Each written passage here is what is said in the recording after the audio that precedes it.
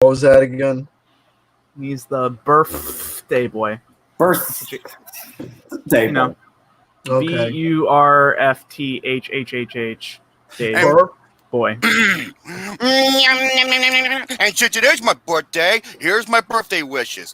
Look, okay, Gary, you fuck off, okay? And Lucas, you massage my dong with your nice silky smooth massive butt cheeks. And Shane Omega's over here. Hello.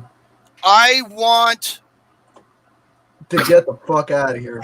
no, I want give me a beach blonde hot bimbo babe from California. You're a pimp, you can do it. Okay. Oh wait, hey! What? He gave me Get over here! What? he gave me the switcheroo. No, I'm sitting underneath his nasty nutsack. I'm next to Gary. I want to be Yeah, underneath. that's not going to happen. There we go. That's better. This is how I want it. This is how I want it. You know what? Satisfied. Okay, Lucas is sitting next to me. We're in the movie theater. No. I'm satisfied with this right here. I'm satisfied with this. And if you folks are wondering right now, this is the original lineup that went to Vegas together a couple years ago. So there you go. So there you go, everybody. Here is this. You know what? Lineup. You know what? I got the perfect name for this episode. Three retards and a pimp. That's one way to put it. That is one way to put it. I would say three retards and a baby, but you know, Lucas and all. Fuck you. It's all right. Lucas is he's got special needs, so it's You know all what, Siku? You're probably right. Shane, did you do your homework? What do you mean? It's Lucas the one that should be doing homework. He's still in third grade. I graduated college, you dumbass. I have a degree, motherfucker. Yeah. It's my favorite game, Connect 3. That's not even a real game, you moron. That's a degree to disagree. So that's that. Disagree, D-I-S-R-I-E-Y-G. Not even close. Disagrees, D-I-S-A-G-R-E-E. See, nobody cares how you spell it. So there you go. This reminds me. I got my Pickle Rick shirt. Pickle Rick. I don't care. No. Yeah, I can see your pickled tits. No, I do not pickle tits. That's physically impossible. Notice how his camera went higher when I said that? God, you know what? A lot of people are saying, yeah, this is like a Pain and Gain episode reunion. It kind of is. No, not really. No. What do you mean? No. What do you mean not really? No. No. Hey, Garrett, for my birthday, I want you to sing I've Been Everywhere, man. First off. Yes. I love Orange Cassidy. Oh my god. The motherfucker is the absolute he's a fucking gem. I personally believe Orange Cassidy is the second coming of Christ. That is a conspiracy theory that I am willing to start and keep. And I thought Jared Ross was the second coming. Yeah, well, I mean, no. I sent a tweet out about Orange Cassidy being the second coming of Christ. So That was pretty funny. I doubt he's gonna see it or give it a like, but you know what? That's perfectly fine with me. I've already gotten enough attention from one of my favorite wrestlers in the UK circuit, Cara Noir. So there you go. Oh, that's right. I'm all right with that. So with that being said, ladies and gentlemen, boys and girls, children of all ages, greetings one and all. Welcome back to another episode of this program that I stopped giving a fuck about two minutes ago. So with that being said, folks, as we are going on to our makeover episode thing that we are doing, this right here is that program that you all know as the Dr. Seuss nursery rhyme line that I'm not going to say anymore. Come on, say it. Say it. Due to the fact that Yeah, take a picture of that. Please say Gary, please. It's the name of the show. Oh god, it's the whole thing. It's question. It's like the Sorry, whole Simpsons reference. Look, Say the line, Bart. Look, Say the line, Garrett. I'm fucking sick. I don't want to yell. Yeah, and I'm sick and tired, not you, honoring our name, Mr. Kappa. The name of the show is called The B of the S. What the bullshit? What the bullshit? You can say the BS show, whatever you want to call it. I can call it. We can change the title to the BS show, the bullshit program. There you go. Ari says, Jerome made me pregnant. I take your ass on the Maury show, and I'm going to be doing breakdance moves when he says, I'm not the father. Oh my God. You are not the father. Seeing a scene like that just encapsulates what America is entirely. You can't find anything better. You can't blame me. I'm like an airsoft rifle. I'm shooting blanks. Essentially. That's very nice to know. All right, fine. Since you people, okay, the name of the show is called BOFAS on the SOFAS. There you go. Yeah, better. I'm not yelling. I'm not gonna fucking strain myself already. So, that's the name of the program. Once is enough. Once was said and once is enough. So there you go. Welcome to the program. This is episode number 102 as we are continuing on with the bullshit, discussing more things than one. And as for the topics that I am going to bring to the table, I got one film-related topic. I got a review of a TV film that I saw recently that I was quite surprised by that I actually liked. I got two music topics. I got a new record that is going to be coming out next year from one of the bands in the new wave genre. I got another top 5 list surrounding the pioneer of the new wave genre, or synth pop.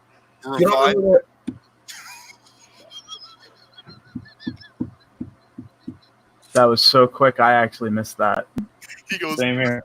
Celebrate the band that rings you, and it revolutionized the new wave. And I said, "What? Who? Maroon 5?" Oh my God. Damn. My nipples are sharp like diamonds. Anyways, I got a TV discussion. I want to give my quick thoughts of the remake of Blue's Clues. I want to go over that. Weekly Wednesday night wrestling of AEW NXT. Going to give a quick little discussion of both programs. What the fuck was that? And I want to do my story time of the birthday dinner embarrassment. So there you go. That is all my topics for you all. That's all my shit. No, you have one more. I'm not singing. You're fucking singing that song. I don't sing, Gary, sing, Gary, sing. I don't Johnny Cash is looking upon you, saying, "Sing this song." Yeah, but Johnny Cash would also kick my ass if I sung it. I wouldn't fuck with Johnny Cash either way if you don't. Singing it, not giving it a shit, and singing it and give it some effort. I mean, I could pull an Orange Cassidy with the song, so there you go. No, because it'd be only Orange Cassidy. I know only Orange Cassidy is the only one that can come off not giving a shit. Yeah, because unlike your nuts, he's freshly squeezed. Don't even talk about nuts for me. I don't want to hear more about that. I don't want to know more about that. I know my nuts are not freshly squeezed. I know. Don't even. What? Sounding. You know, you're just making my situation just screwdriver. You're seriously making it much worse for me, and I'm not gonna have it. So I can't. No, I don't want to talk more about that. That discussion's done. I don't think Garrett wants to talk to us. Let's move on about it. Not that situation, no more. All right. So, anyways, those were all my topics. Everyone else, go ahead, do your thing. Whose turn is it? Did I miss something? You're going to someone's turn. Oh. If someone doesn't introduce themselves, we're going right into the shit. So no, then hurry up. Not if I have anything to say about you, little shit stain. Well, then go ahead. Yeah, not even a shame. No, ladies first. Fuck you. That's not a lady. Ooh, you've been working on your shoulders. Nice. Fucking asshole. Go on ahead. Okay, Lucas, if we're doing a dinner and a movie, I'm gonna cut the hole at the bottom of the popcorn bag. really are retarded, aren't Oh, that's right. Here comes the extra Buddha. Ugh. I think that's something even Paula Dean would pass on. I did say, David, I did say all my shit. The one I took out was the trip down memory lane. I just took that one out. That's all. I got Kirby with me. See, Kirby's right here. He's doing Alright, awesome. I'll go ahead and introduce myself. Hello, everybody. I'm Shano. You guys probably know me from many different places, mainly Pain and Gain for most of you here. And it's going to be one of those types of days here today as well, too. I don't have a whole lot to talk about besides the last segment for today, but that's fine, because it'll be a good one. It'll be a return of everyone's favorite game. Yes. So it'll be a fun time. Just keep your ears open and your mind open, too, because I'm pretty sure this is going to get really fucky today. But, you know, that's how it is. Gary, What? you look like you're eating hay like a fucking cow. Yeah, he did actually. I was not looking. I'm currently multitasking. You were just like, It's all right. what the fuck? You look like a Frankenstein monster lost his jaw. Are you Sardinia Fortescue for medieval? Yeah, that's basically what I've got. Short, simple, to the point. That's really about it, though. Oh, actually, there's another thing I do have. I forgot. I can't believe I already forgot. Excuse me. I only got like 4 hours of sleep today. It's okay, honey. Sweetheart. No. Oh, for God's sakes. Okay. I got a little bit to talk about Cross Tag Battle 2.0. The new update came out today, and I'd like to discuss a little more about that. I want to hear about that. And my first thoughts and impressions on it so far. I only played like 3.5 hours of it so far. So. All right. I'm interested to hear about that. Yep, and of course, last segment, and that's all I've got for today. So. I've been getting some practicing. Good, because I've started to learn new characters, so I'm scared. you really should be. Just like I am scared. By the way, folks, I was thinking next episode we're gonna have ourselves a little fun here. I thought of this idea when I was taking a poop. I was thinking next episode, on episode 103, we're gonna be playing some blackjack. How does that sound for a little fun? Good, because the last 2 times I played you, I kicked your ass. And folks, it's on video. I'm just waiting for Gary to upload it. I'm gonna tell you right now, folks, if we play blackjack together, it's gonna be a lot of fun. Gary, what are you doing? I heard that. No, that's nothing. No! You're doing BOFAS! Kirby's here too. Kirby says hi. You know what? Every time I see fucking Gary walk around in his boxes, he looks like that mascot, the fanatic with his ass shaking back and forth. He does. The fanatic. wow. Is it my turn to go ahead and introduce myself? Sure, man. Yes, no. Well, Hello, everybody. It's LCMuscles here. You know who it is. Pain and Game Pickups host, Pain and Game Podcast host.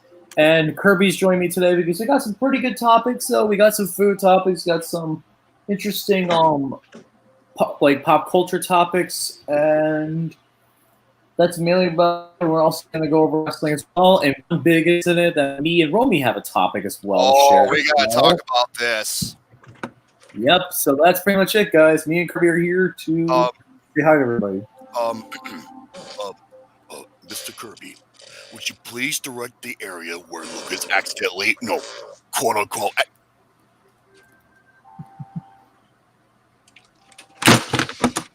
I still heard it, but you had it on mute, you dumb shit!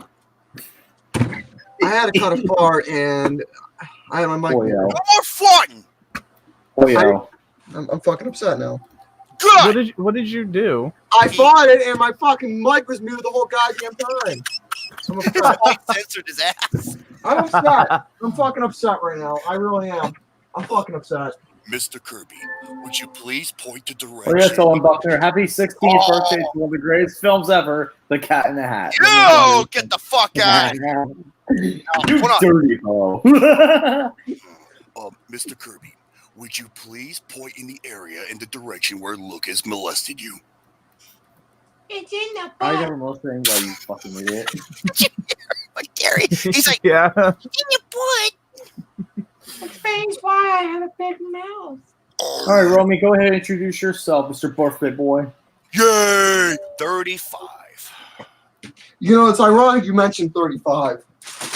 It says, just look what the fucking bag says on this honeycomb. 35.5 ounces. Uh-huh. Is that my Super birthday value. gift? Is that my birthday gift? Here's your birthday gift for you. I hope you shit yourself on this one. It's still on mute. You're on mute. Hey, No, Gary, your mic is not in the mute. Gary, What? I can tell right away it wasn't going to work because the way of your audio sounds like it's not Okay. coming to here. It's coming to the camera. All right, how about now? Now it works, you dumb shit.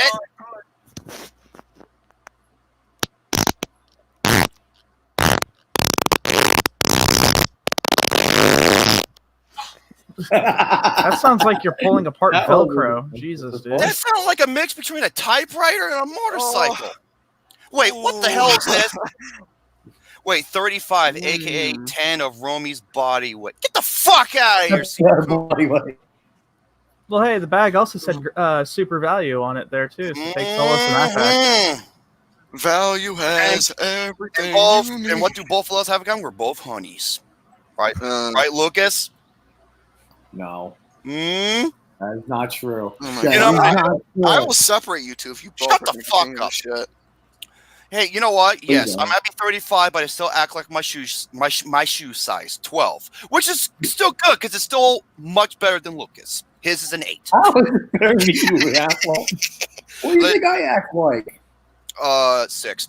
Ladies and gentlemen, You shithead. ladies and gentlemen, welcome to the weekly episodic series. You all know it as the BOFAS on the SOFAS. Hello, everybody. I mean, LCMuscles. Hey, Kirby here. Yep, I'm finally out of his butthole. When he doesn't use me as a pillow, he used me as my butt cheeks. He goes num num num num num num. How does this fit in my ass? That's so stupid. You're wrong. How Dude, you your cool? ass is like a your ass is like if you walk backwards, I can hear it go beep beep. You mean something like this?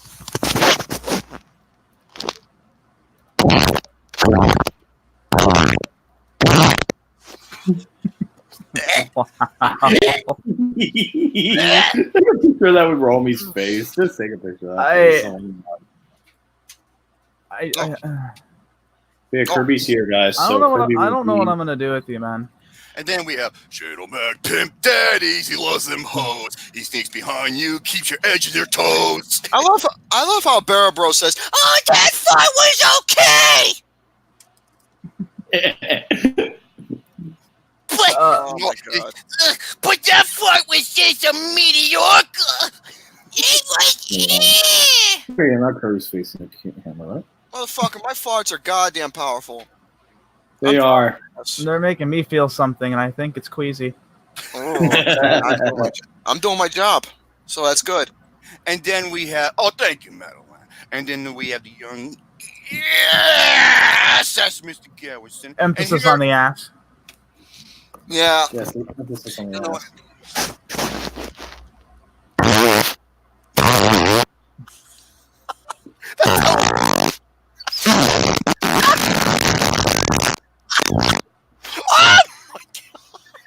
Holy shit! I thought you were gonna shit yourself there. Explain to me why I'm on here again. You know why, Shane? You're the filter. I'm the filter. You gotta get a fucking sensor bar right there or something. Lucas said that part had more joyful noise than a church choir. Fucking hell. Oh, Here is what I'll have to offer to you good folks. I have a couple of topics. One of them surrounds, this could be one of my main topics. It surrounds why Scorpios, Gary and I, are the best lovers. Hmm. You know this. Yes. You know this is the only thing I've been drinking. It's Water. water. Okay. Water. I was going over topics. My grandma says, he goes, Scorpio? Hey, that's me.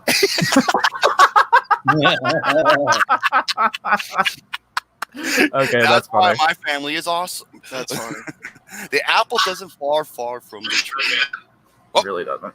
What was that? Sorry, I was trying to- What were you, I was trying to Lucas, keep track. Lucas, what are you doing? What are you doing over there? I was trying to keep track of What are it. you doing, Lucky? I'm checking the chat. See, I'm checking the chat. He's being Oh. a dingus is what it is. You know what? Now I really, Man, that's not true. With Kirby on That's the right. side, now I really want him to go down on me, man. 2 for the price of 1. Oh Jesus! That's never happening. We know Kirby's good at sucking. Yeah. Sucking. Sucking down I know. everything like a fat boy at a Golden Corral. That's what you get wrong. Now it is.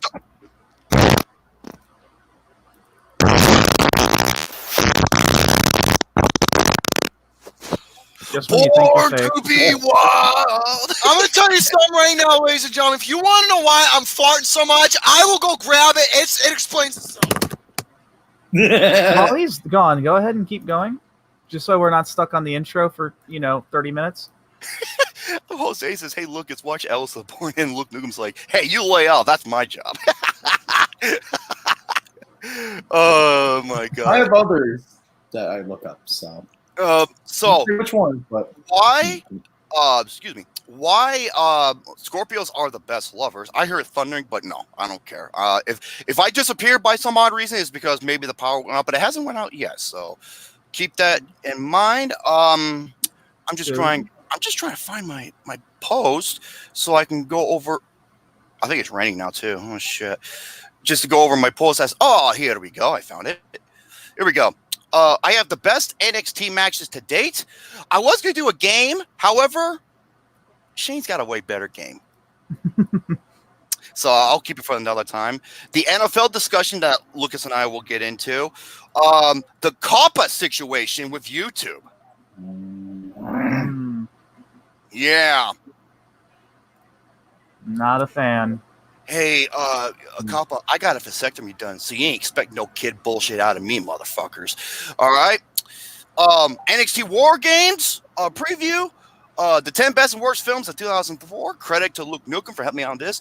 Future plans with Alexander the Great. And I still haven't went over Blood Fresh Supply. But my main topics will be why Scorpios are the best lovers, the 10 best and worst films of 2004, and the situation. well, I heard that thunder. And the NFL discussion. Until then, let's begin.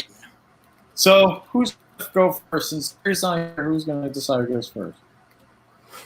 Well, if you want me Shane's to, probably going to go last. well, Shane if you want me will to go last. first, real quick, just to talk about Kraftwerk battle, real quick. Actually, do because you know what? All right, cool. It gives me more information to know what to expect. So when I pick Tager, I'll still win against you. Oh, motherfucker, we are not gonna go there. No, I no. The pet spoken well. You don't have to go there because I brought it to you. Yeah, and I'm going to keep it away. I'm going to zone that shit. I'm gonna play fucking keep away. That's what people said to me when I was Sentinel. It didn't work out so well for them. Oh, don't worry, I got my ways. That was the count after Well, all. I couldn't find it, so there you go. Mhm. Go ahead, Shane O'Mac. All right, so for those who know me, I'm a fighting game fan. Mm-hmm. I love all types of fighting games, whether it be your traditional, even if I'm really bad at them, like Street Fighter or King of Fighters, I still enjoy them.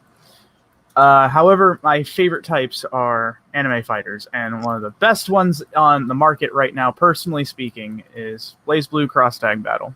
The 2.0 update came out today, and I got to play it after I got done with work and played about 3 hours of it so far, and it's really, really solid. The UI has changed, mechanics have changed up a bit.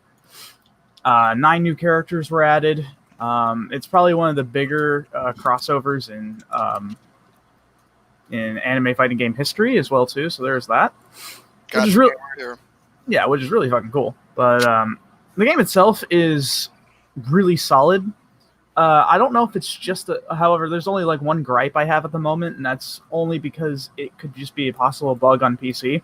One of the characters just does not want to load up for me, and it crashes my entire game if she shows up. So trying to play survival is impossible. Oh my god, now it's pouring. Ooh. Yeah. But anyways,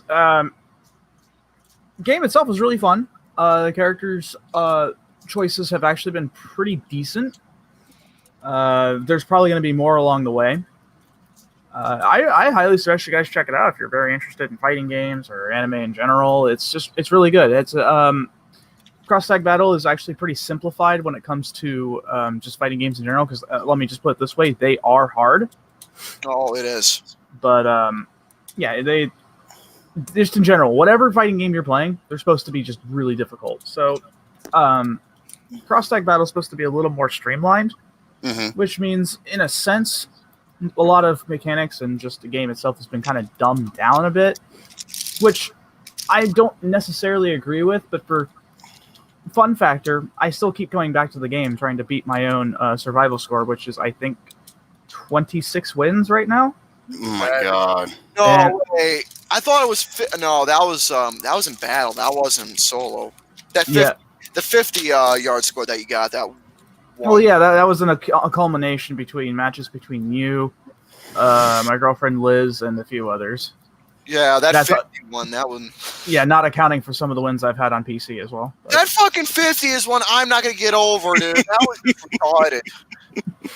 Oh, you mean the 50-hit combo? Okay. Yeah. Not only that, that fight lasted 21 seconds. It did, because Gary, you got to be careful about when you throw out characters, because when you have a character come out for assist, they're open to be hit. And so what happened was, Gary threw out his assist. I came in and started comboing him, and then he did it again, and then I just ended the match. And I'm just like, oh, that's never happened before. Yeah, I made a bad boo-boo, and look what happened. I gave him the fucking win and a really good scoring point for him. Yeah. So that's that. Hey, man, shit happens. Yeah, I know, and I learned exactly that, to not do that fuck up again and learn from the mistake. It sounded like it was. And the video, and folks, the video, there was a little video recorded on that whole deal. It is on Twitter. Yeah, I did post it on Twitter, so it's pretty crazy. Yeah, if you want to go ahead and check out at DragonXLS, it's on there alongside a lot of my other nonsense. So. But yeah, Cross-Tag Battle 2 is really solid so far. Haven't played the story part of the game yet, so in fact, I actually never played the story part of the game, even when the game initially came out. So it's gonna. Is it wrong? I haven't either. Cause not really. I've just been playing the game just for the game itself. So have I. I'm somewhat not really. I mean, I'm somewhat not and somewhat interested. Well, here's the thing about a lot of crossover titles. Usually, the stories are very nonsensical. But like this one just seems a lot of it's just like fan service. Like, wow, what if this character interacted with this other one? That kind of thing. That's what it usually boils down to. But I think they probably put a little more effort into it because the voice acting for the English dub is really fucking spot on. Really? Yeah, it's really good. That's why I was a little upset when BlazBlue Central Fiction came out, because they did away with the English voices. Because Arc System Works were like, oh yeah, if we put in English voices, it's probably going to delay the game for like 6 months. Okay, like, it's going to be more like this. I'm going to fight you right now. Oh god. Don't do that again. Shut the fuck up. I said no. I wouldn't say the dubs are that bad now. Lip syncs are pretty decent. It's not a Godzilla movie. Exactly. As long as it's not pulling a Milli Vanilli, then we're okay. But yeah, just to keep it short and sweet. Yeah, it's really good. I really suggest you guys take a look at it. I don't know if because it's out on the PS4 as well. If you have one, I don't know if that bug I was mentioning before is on console. It might be. I don't know if it's just a PC issue. I'm actually about to tweet out to Arc System Works about it right now, just to see what they have to say. Shay, if it's a bug, I hope I can use it as an exploit to kick your ass even more. Well, here's the thing. It wouldn't matter, because if you threw out this character, my game would crash. So I win by default. I don't think it would. I don't think it would count. I'm curious to try it. I'm Yeah. curious to try it out, see what's going on. Yeah, the 2.0 update for just system wide is actually free. Whoa. It's the new characters that cost some money. So, but totally worth it, man. Totally worth it. Well, I did get some money recently, so Ooh. That I told you folks I was getting some money. You get some what? I was getting some money. Oh yeah, he can't really scream because, like I said, he's Yeah. That's fucking money. I am getting some fucking money. Yeah, that's better. Cool. Wait, and Romy loves a good huge pickle. Yeah, and that thing on Lucas's shoulder is not Kirby; it's a tumor. All right. Fuck you, Romy. All right. So Anyways, I guess I'll go. wait. Wanna go? Huh? All right, Gary will go. That sounds good. Then I'll go after Gary. All right, that sounds good to me. All right, ladies and gentlemen, as for what we're going to go over for... Hitch! Plus Flesh. Okay. Look at something bright. Look at something bright. I hope you sneeze better. Oh. Looking at nothing bright helps. But anyways, ladies and gentlemen, as for what we're going to go over, what would you like to hear first? Music, TV, the film review, or something else? Legends. I'd rather hear this. review.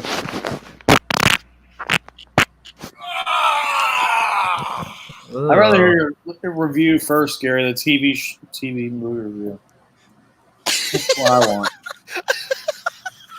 And Romy, you're fat, so. I can't believe I can't believe Lucas is like, ew. No, that's what I said too. I was like, That's how I'm gonna blow out the candles. Careful, you might just make a flamethrower instead. Also, backdraft is a thing. Keep that in mind. Yeah, pretty much. Anyways, ladies and gentlemen, as for the movie review, I'm going to go over a film that I was very surprised that it was very, very, I mean very good. It is a TV film that was based off Nickelodeon that came out in 2016, and that was none other than a film surrounding one of my personal favorite game shows from childhood, and that is Legends of the Hidden Temple. Mm-hmm. Oh, that's such a fun show.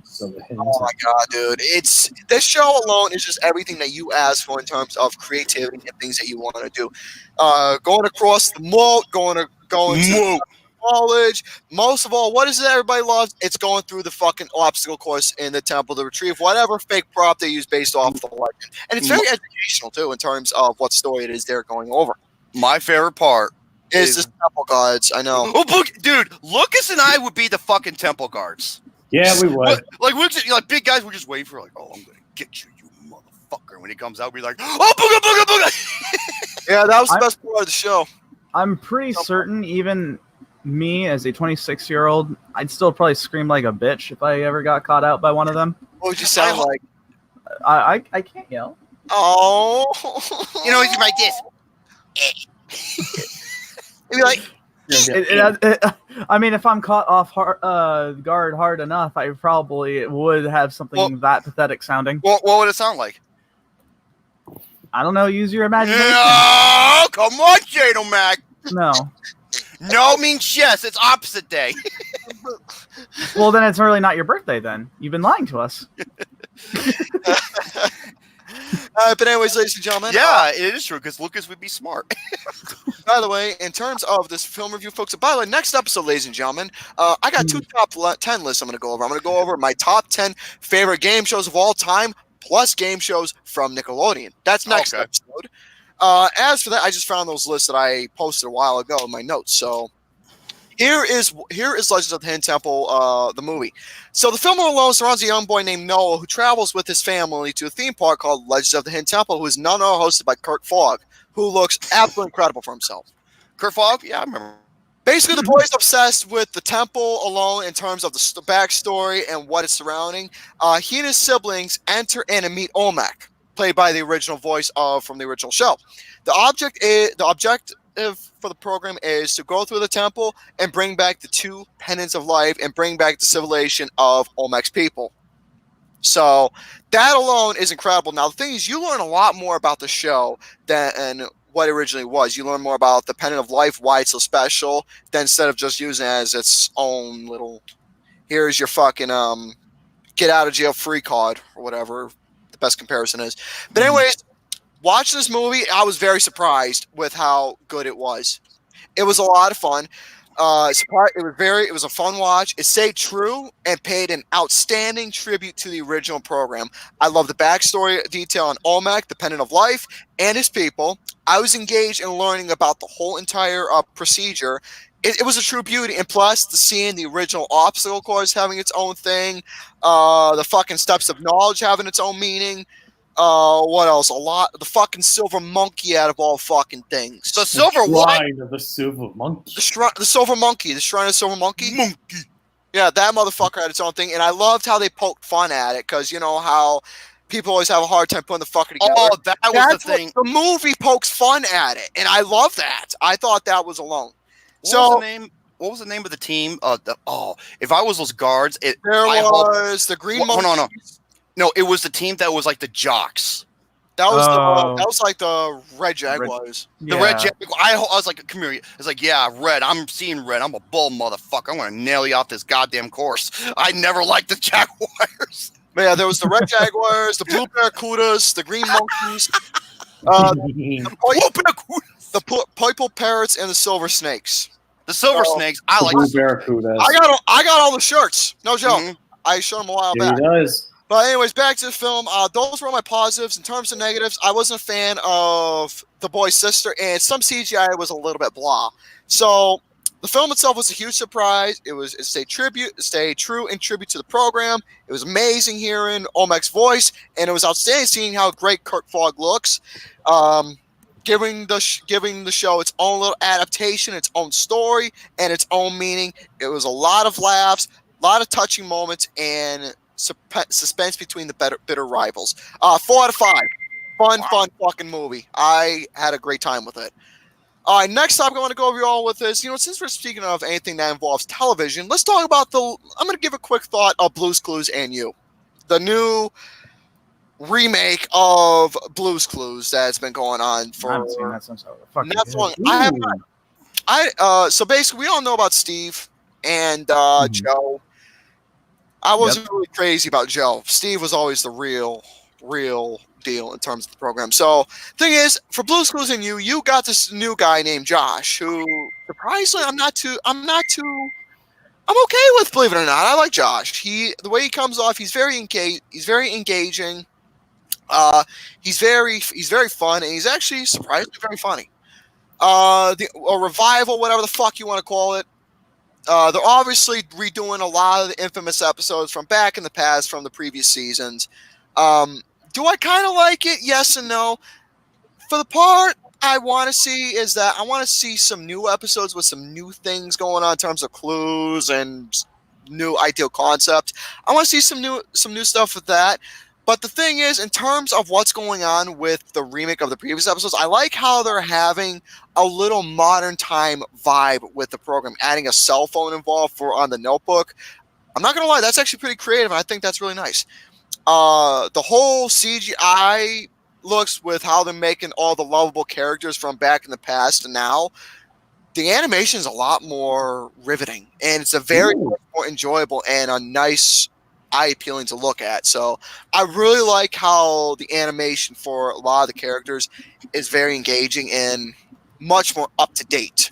So very nice. So Blue's Clues and You, I would love to see some new stuff, but at the same time, it's actually not bad at how they're reviving some of the old school episodes. So I'm going to give the show credit. It's not too bad.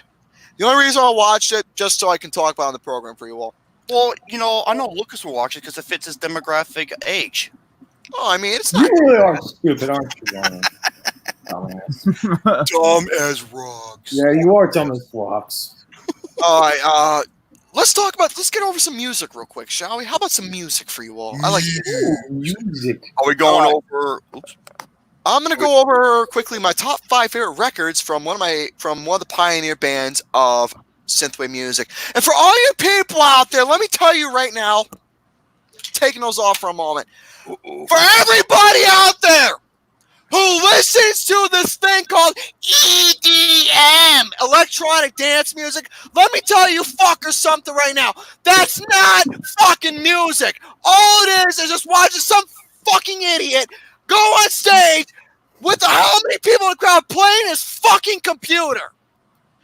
His fucking computer, all he does is Here's the computer. He pushes the keyboard and goes, boop, and all of a sudden,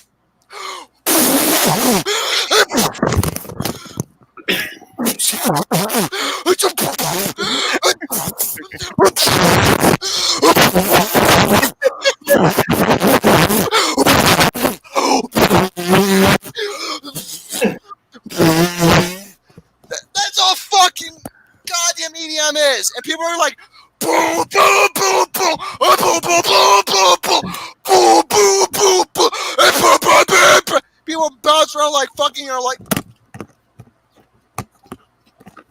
I mean, to each their own. To each their own. Christ, people are so fucking retarded. Listen to that shit. Oh my god. Okay, you turn that into a GIF, please. Thank you very much. EDM is not real fucking homemade styled studioed music. It's just computer fucking bleeps, bloops, and bops. Like I said, to each their own. God damn. Anyways, for this EDM that you all listen, all right, hold on. if it wasn't to the sound of synthesizers, this little process wouldn't even exist. Synthesizers are instruments.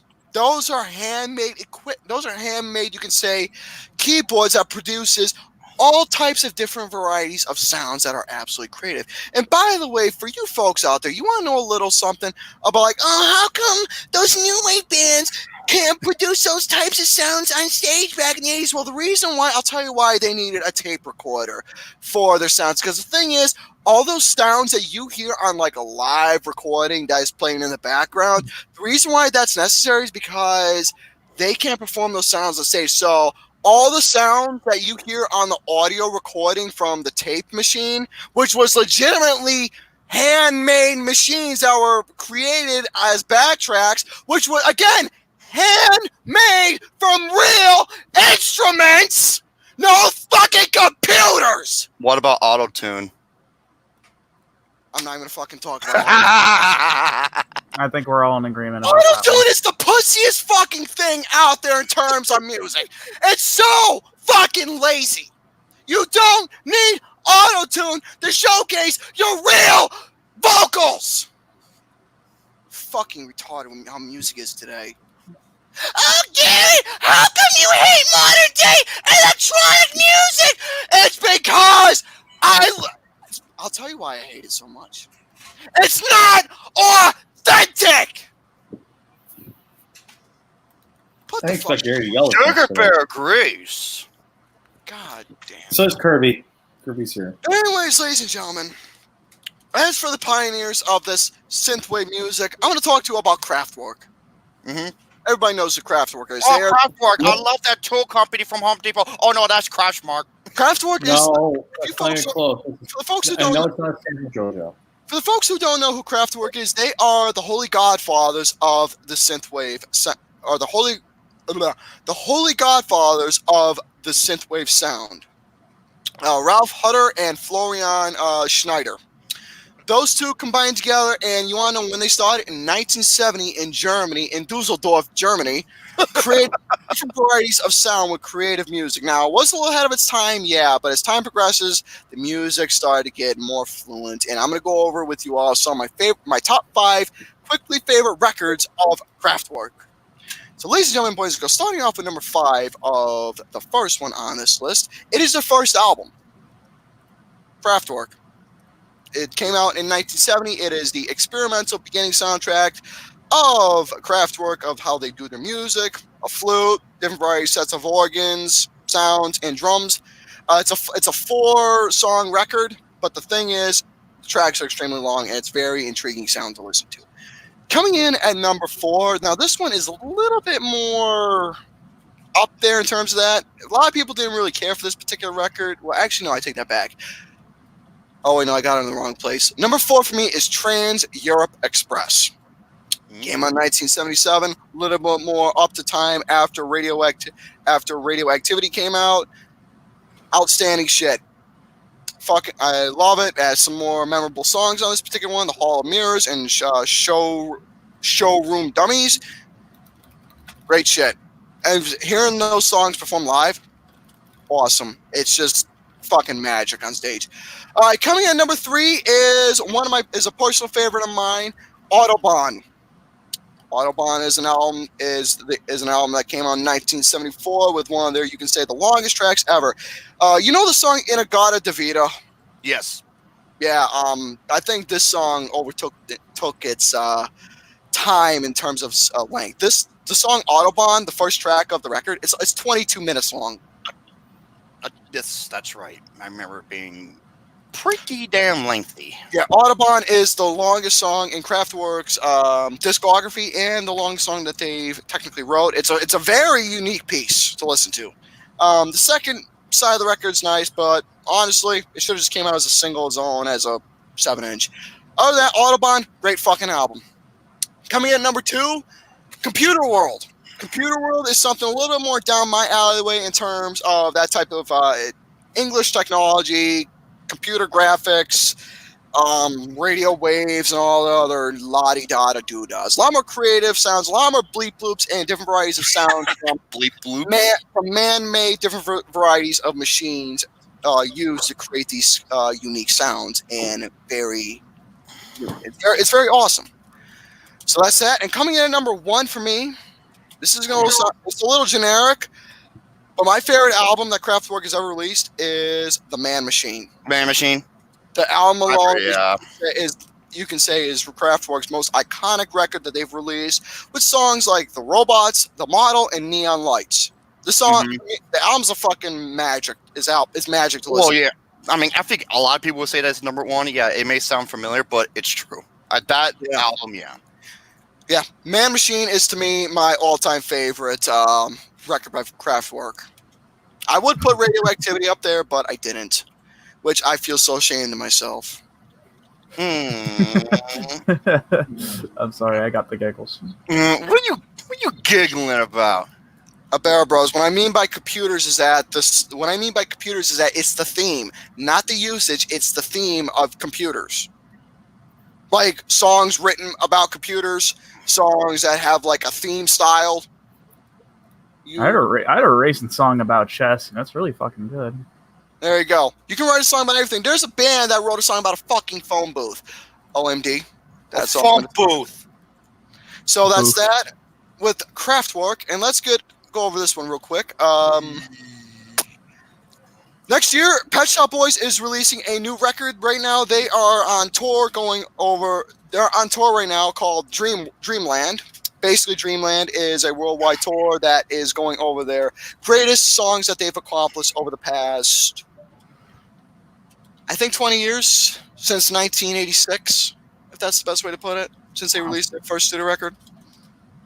I'm probably dead wrong. But they're releasing a new record next year called Hotspot, which is going to be set to release.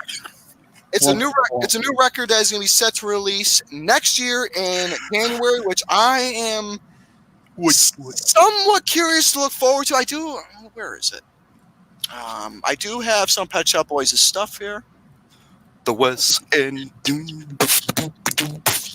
Yeah. I got Please. I got Please what? Actually. I got Introspective. And I got their last record that they released called Super. I'm not really a fan of this one. That's an ugly album cover. That's a target practice. I'm not crazy about Super that much. It's not one of my personal favorites. Yeah, that one's. Yeah, I'm not crazy about the art on that one either. By the way, speaking of Kraftwerk, here's the Man Machine. There you go. Yeah, I can know what that looks like from. I want all the records, but they cost so fucking much to own. So, ladies and gentlemen, as for that, for Hotspot, I'm interested to hear what the record's going to sound like. I haven't learned any new material. I didn't hear the new single Dreamland yet, so I'm very curious to see exactly what it is Pet Shop Boys are doing with this record and what it's going to sound like. So that is that. All right. Should we do weekly Wednesday night wrestling, or should I do the birthday dinner embarrassment? Weekly wrestling first. Tubby, you agree with me, right? I did not see it, but I saw some of the highlights. I already know what happened. So, which one, NXT or AEW? Well, you got to do them both, so it doesn't really matter. Let's do them both. They actually did come out the ratings today. I don't know if you guys know this. The ratings did come out today. Yeah. And Now- NXT actually won this week. I can tell you why, because they did some dream matches that a lot of folks were definitely looking forward to, and it was a very It was my first NXT show I saw in a while, and it was a pretty damn good show. So let me tell you something right now, folks, about now for those out there, I might spoil AEW a little bit because the reason being, got to go over it. So if you don't want to hear it, put it on mute or come back or you'll get a message. Come back when Kirby is. Okay, you know what? Fuck you. I don't care about Kirby. So there you go. Man, thrown under the bus. No, it's all right. So, ladies and gentlemen, as for what transpired with NXT, let me go over that real quick. Since that was the first thing I saw.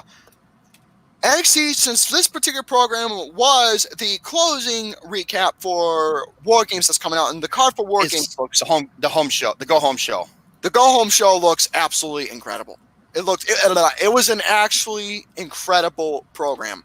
Both AEW and NXT were really good shows on par. I can't really say specifically which is the quote unquote winner because they were both really good. The card for AEW, 4 matches, and did I say AEW? I meant NXT. The card for NXT, you butt. The card for NXT looks incredible. 4 matches, but you know what? That's all you need to make a perfect program. Exactly. Well, last year's AEW match, one was unsanctioned, but only lasted a little bit, and it was War Games 2. Lucas and I reviewed it, and it's arguably the best pay-per-view of the past 5 years. As for if this is going to top it, I am not too positive on that, but we'll just have to wait and see exactly what's going to happen.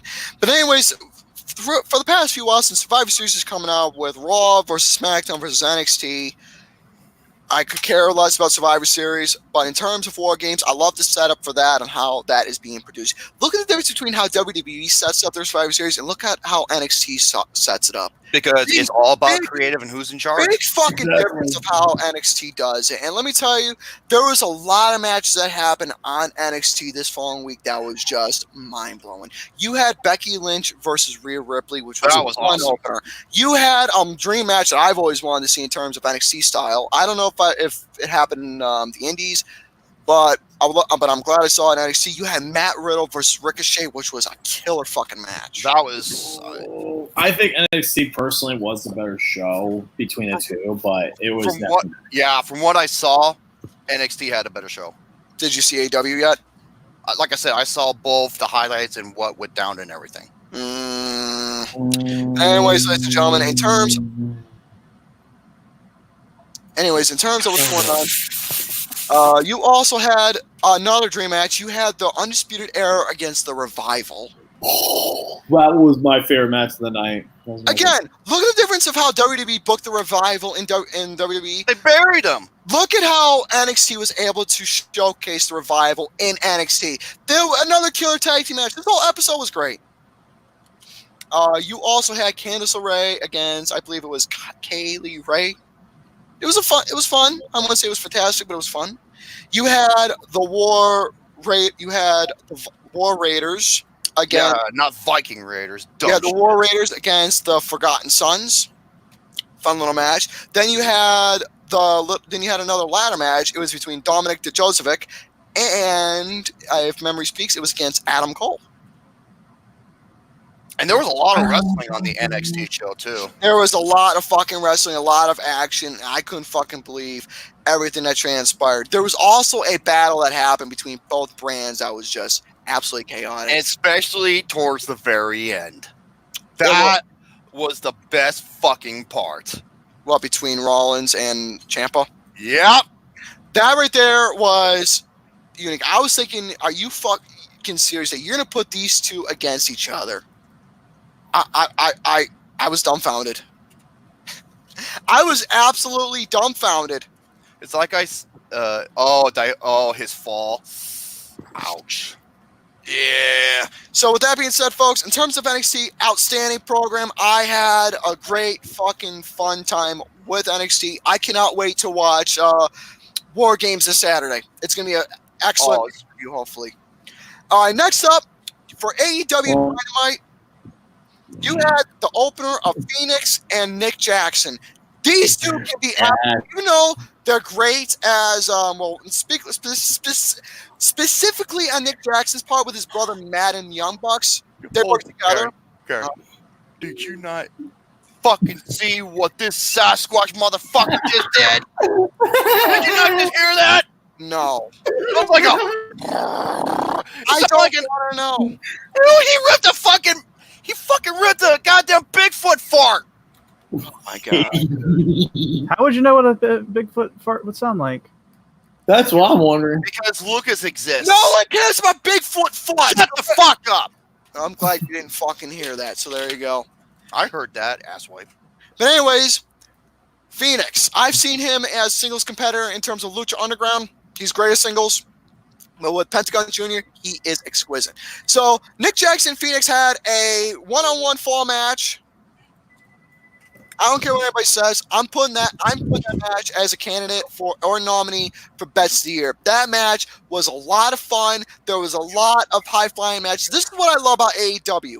They know exactly how to start off the fucking program with a pay-per-view opener. I fucking had an outstanding blast, and I was given like a fucking round of applause to both Nick and Phoenix for that opener. So Phoenix won by pinfall with a spinning muscle buster. Nick offered a handshake after the match, but Phoenix refused because, Zero, Neto, no fear. Next up, you had a women's match between Hikaru Shida against Dr. Britt Baker, DDM. Why do you have Kirby on your head? Oh, Kirby felt like going on my head. Oh my god, take a shit. So anyways, You can't even see outside. so between both Hikaru Shida and Dr. Britt Baker, now here's one thing I love about AEW. The wins and loss records are a thing that matters. And WWE takes fucking notes.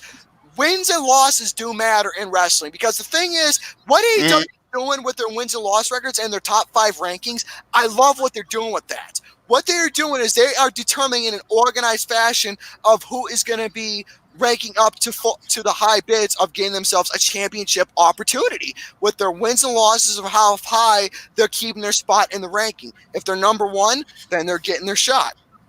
If they're number 2 or number 3, they're working their way of keeping that spot to get a hopefully championship opportunity, a much more big bookings down the road.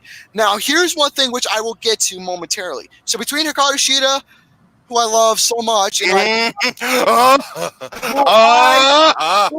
want to be the next NXT, the next AEW Women's Champion. She defeated Britt Baker with a turnabout with a running knee. So Hikaru Shida is still showcasing her abilities and how amazing she is. We also had ourselves a very creative promo with the Dark Order, showcasing themselves who they are. If you're feeling sad and lonely and you need a hug, join Dark Order. So that's that. Next up, we had ourselves a absolutely fun Dynamite Dozen battle. Yeah, the Dynamite Dozen battle royal. What is that, Gary? A Dynamite Dozen battle royal. Dynamite Dawson? A Dynamite Dozen battle royal. With Dynamite Dozen, the battle royal is surrounding. He said dozen. I thought he said Dawson, like Richard Dawson. I heard Dyson. This was a 12-man battle royal. I own a Dyson vacuum. A 12-man battle royal. The concept of the match is this. All men except the final 2. The 2 men remaining left in the battle royal are going to face off in a finals match to determine who will win the Dynamite Dozen championship ring. So, for the competitors of this match, you had Chuck Taylor, you had Sonny Kiss. Yeah, your favorite. Yeah. Sonny, come over here and kiss my ass. We had Joey Janela. We had Kip Sabian with Penelope Ford. Why Kip Sabian's with Penelope Ford? I don't know. Penelope Ford. Penelope Ford my God. Joey Janela. You had Pentagon Jr., you had Jimmy Havoc, Jungle Boy, and Marco Stunt. And you had Hangman Adam Page, MJF. I love this fucking guy. Orange Cassidy and a surprise appearance from Billy Gunn. That was surprised me. I was like, whoa. Fucking Billy Gunn was, the way they showcased him, was that he can still move, and he was the dominant superior in the whole entire Battle Royal. But the thing is, the Battle Royal was somewhat predictable to a minor extent. I'll tell you why. I knew MJF was going to get himself a win in this because the way he's being booked right now in terms of the story and process between him and Cody, I knew MJF is going to get booked very well in terms of the future. Now, with the next match that's happening on AEW Dynamite between him and Hangman Page, MJF is going to win. I am going to tell you that right now because the way he's getting booked and the way he's getting treated. So I got MJF. So with that being said, the Battle Royal was a lot of fucking fun to watch. Surprise eliminations with the way they came out was not to my partake. The way Pentagon Jr., he was eliminated first. The way Joey Janelle was eliminated. Sean Spears and him are still going at it. But anyways, next up, we had ourselves a little promo between Chris Jericho and Jake Hager. Now, during the intermission, fucking Chris Jericho was absolutely hilarious. Yeah, he was. Fucking picking up Peter Avalon and Marco Stunt. That was fucking funny. So Jericho came out to the ring with Jake Hager. He was acting like he needed to apologize for his little outburst. But fucking he made Jake Hager said he was sorry. Now, if you look closely at that promo, Jake Hager was trying not to laugh. He was literally trying not to laugh. Because the way Jericho was coming off. Because the thing is, Jericho was being himself. There's no scripts or anything, yeah. I loved it. So the thing is, SCU came out. Scorpio Sky cut a promo, being all sarcastic, saying, "Oh, I don't deserve a championship shot." But Jericho, turnabout's fair play, gave Scorpio Sky a world championship match for AEW next week on the program. That's crazy. I'm actually very surprised with that because the thing is, Scorpio Sky is a fucking talent. He is a fucking outstanding high-flying wrestler. Him getting a championship opportunity himself. See, this is what I love about AEW is that they're giving underrated dogs that you know and love from the indies a chance to shine in a live stream meet. Oh, yeah. I love that. It was pretty awesome, not going to lie. Even Debbie agrees. You had a squash match between Luchasaurus and Peter Avalon. That was fucking funny. That was funny. Peter Avalon, I mean, like, what purpose does he serve besides being squashed and just, being a dick to the crowd? I don't know why. It's fucking funny to me. I get a laugh out of it. As long as Leva Bates shows up with her. Oh, she's the hottest librarian. God damn, honey. I'll go in there and explore her encyclopedia shit. Next up, you had yourself an outstanding tag team match. That was a tribute to Matt Travis, God bless his soul, between Private Party and Proud and Powerful. Proud and Powerful. What a fucking tag team match this was. This is another we can say is best of the year candidate. I put in my notes for best match of the year. Probably honorable mentions. But for this particular case, there was a lot of things happening in this match. Proud and Powerful were over dominating this match. They really were. But thanks to a little interruption that happened, Private Party came in. They defeated Proud and Powerful. It was incredible and honor. That was a pretty damn good match, and it was a very good surprise ending. I liked it. So, long story short, we had our main event between Jon Moxley and Darby Allin. He fucking hit a double arm DDT off the fucking top rope on Darby Allin to end the match. I was completely damn surprised. It was a fun match. I wish there was a little bit more that happened. But with the paradigm shift off the ropes, dude, that was fucking crazy. So Jon Moxley, obviously, he's still on the road to winning and so hopefully get himself a championship shot himself. Fucking Moxley's been on a roll. He really has, and I fucking love it. He's probably my favorite in the business. Oh, yeah. So other than that, between both NXT and AEW, NXT won it for me this week. I actually chose. Same here. I think NXT won this week. Even though biased enough that AEW it was close, though. It was close. So that being said, I'm done. Unless if you want to hear a birthday story. Yeah. No. Yes. Yes. Yes. Say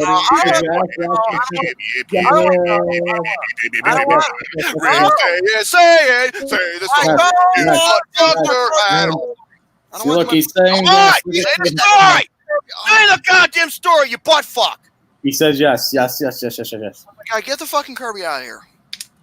No, he stays here with me. The song will be later. But anyways, I got a birthday story with you all. So on my birthday, my 23rd birthday, I decided to go out for dinner to one of my local Japanese restaurants that I love eating at so fucking much because it is a great restaurant and I love eating at it. So anyways, while I was over there, I didn't have my phone with me. It was just me and my pops. We went out to eat at the restaurant, and there was this cute Japanese waitress who was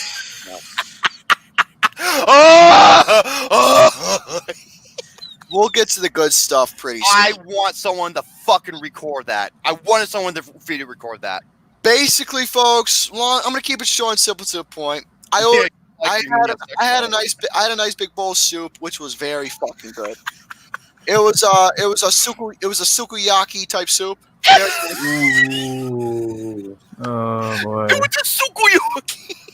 The Scorpio. Shano, did I pronounce it right? Yeah, I'd say so. The pimp has spoken. Shano always corrects me in my Japanese pronunciation. Say always. So, anyways, in terms of when we were eating dinner and having the soup, I ordered myself a margarita. I was having a margarita cocktail. Nice. So, so while I was sitting, I was just talking to Pops, and I was like, you know what? Because the thing is, there was another person that was celebrating a birthday in the hibachi area. Hibachi, yes. So, fucking good, man. They were having a birthday dinner. I was looking, I'm like, man, can't they shut the fuck up back there? Because the thing is, I don't like people. Because the thing is, while the waitress was coming up naturally, I was talking to Pops. She overheard my conversation with Pops, and I was telling him, you know, it's very not. I'm glad it's my birthday. I'm happy and all, but one thing I fucking hate is that people singing "Happy Birthday" to me. I fucking hate. So the Japanese waitress came up. And she was acting so fucking innocent, thinking, "You wouldn't like it if I sung it to you." And I was looking at her like,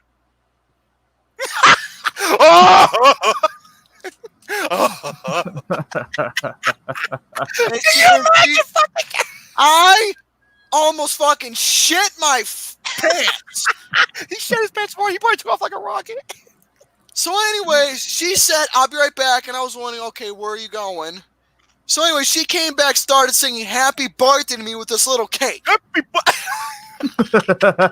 Yeah. I was looking at her, and I was looking at the cake, and I was thinking, I can't really complain about this. As much as I fucking hate people singing me "Happy Birthday." Did she give you a little kiss and pinch your cheek? Actually, yeah, she did.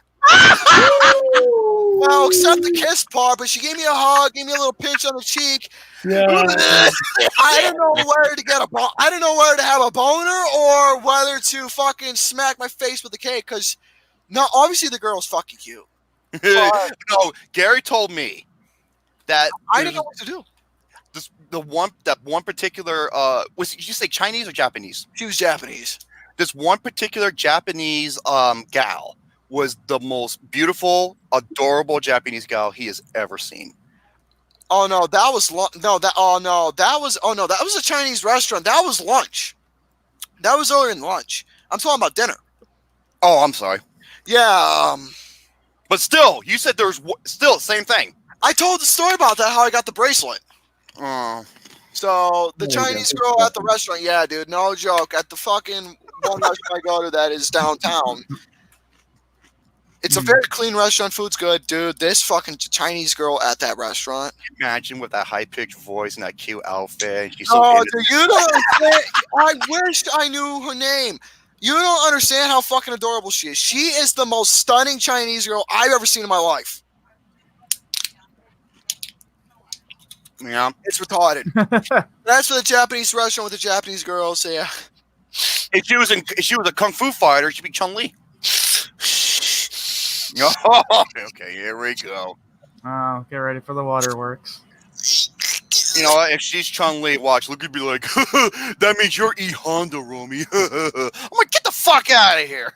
She's so party. Why would you tell people, you know, why wouldn't you want people to see the truth, Romy? Is it honestly the best policy? Because I'm more like Sagat. Are you sure about that? No. I'm not 7'4" and 300 some pounds. Romy is or from Thailand for that matter. Does she bring you joy? Does everybody know about the origins of that particular quote? I want to be T-Hawk because he's from Mexico. Does everybody even know the origins of where that joke came from? Where people say to me, "Does she bring you joy?" Does everybody know the origins of that? My No. ears. Okay. I got a friend from Thailand. Her name is Joy, and long story short, she's cute. No.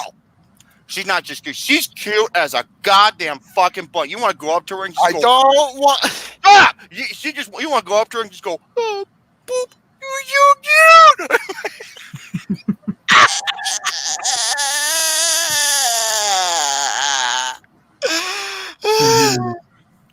I'm done. Oh, wait a minute. Look says, no, Romy is Rufus from Street Fighter 4. Get the fuck out of here, you son of a bitch. You fucking Rufus. I'm Fucking done. Rufus. I'm done. Hey, Gary, did she come up to you be like, and, just pinch your little butt and just give you a little hug and she's like, that to me! I wouldn't know what to do. Did you just fart? No, I didn't. But why'd you lean over? He did. You leaned over and you spread your butthole apart so you don't shit yourself. End up like Speaking of, hold on.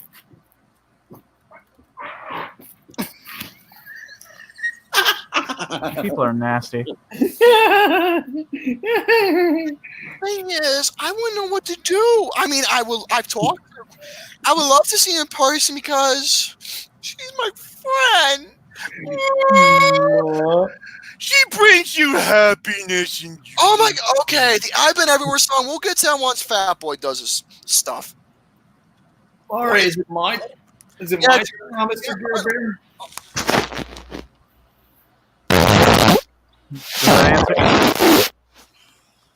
Does that answer your question? Rock me like I was actually going to ask if it was my turn now. Go ahead, I'm done. It's my turn. All right, here we go. So I have a few different topics. The first one I'm going to go over is actually one that's more recent, and oh boy, this is definitely involving one of my favorite managers, even though he was. After this, I don't know how to view about this. This is about the Jim Cornette NWA Power. Oh my God. Jim Cornette. Jim Cornette, you fuck up. You are a fucking idiot, man. Yeah. I'm sorry, dude. What the hell happened to you? If you don't know who Jim Cornette is, he's like a well-known promoter and manager in the wrestling world. And he's known for his rants. Like, he doesn't hold anything back. And he's probably the biggest Vince Russo hater on the planet, but it's rightfully deserving because Vince Russo is the cancer of wrestling. And on NWA Power, I actually can pull up the quote. Wait, go ahead, Romy. Reed, okay, he's on commentary because he's he's good on the mic and everything. He's amazing. However, he was talking about the character Trevor Murdoch, and he said something that makes me wonder, what the fuck is wrong with you? Exactly. Here is what he said, and I quote, I'm not kidding. Trevor Murdoch is the only person who could strap a bucket of fried chicken to his back and ride a motor scooter to Ethiopia. Say that again because you were cutting. Trevor Murdoch is the only person who can strap a bucket of fried chicken to his back and ride a motor scooter across Ethiopia. I am What the not fuck? joking. Yeah, that's exactly what He said that on live broadcast. On the show. Uh-oh. That sounds like a chainsaw. God damn. That did sound like a chainsaw. Jesus Christ. Fucking hell, dude. But yeah, that's what he said, ladies and gentlemen. That is pretty messed up. You I can am strap not a bucket of fried chicken. You can strap a bucket of fried chicken on his back and ride a scooter through Ethiopia. What the fuck, dude? Yeah, that's pretty. messed up. Yeah, that's pretty fucked up, man. That's right. He's also had a history of being racist too. Big time. Even with Brian Zane did a video completely just Brian Zane. Okay, at times, I won't say don't like him, but I kind of get discouraged by him because he can be a fucking mark sometimes, especially when. Yeah, he can be. I agree with that. Oh He can man, be a the little guy too- knows the shit about fucking wrestling, and he owned Jim Cornette. He just destroyed Jim Cornette, and Brian Zane he has my full support after that video he did. Same here. Same here. Wow. Beautiful. Now let's get into some of my positive topics. That was a little bit more controversial. I know me and Romy are going to talk about one in a little bit, but I'm going to go over some smaller topics real quick. So the first one I have is this game for the Washington Redskins and Detroit Lions game is selling for a price of literally you can get a Frosty and a Wendy's 4 for $4 for the same amount of money as these Redskins Lions tickets. $5. Dude, a goddamn ticket to an NFL game costs as much as a fucking foot-long Subway. Yeah, that's what he's saying for the Lions, or pretty much twice as much as a beer at that stadium for $5. That's insane. It's all because their owner Dan Snyder is terrible, and the Redskins are a terrible dumpster fire organization. They're only 1 win this season. The Lions are 3 wins.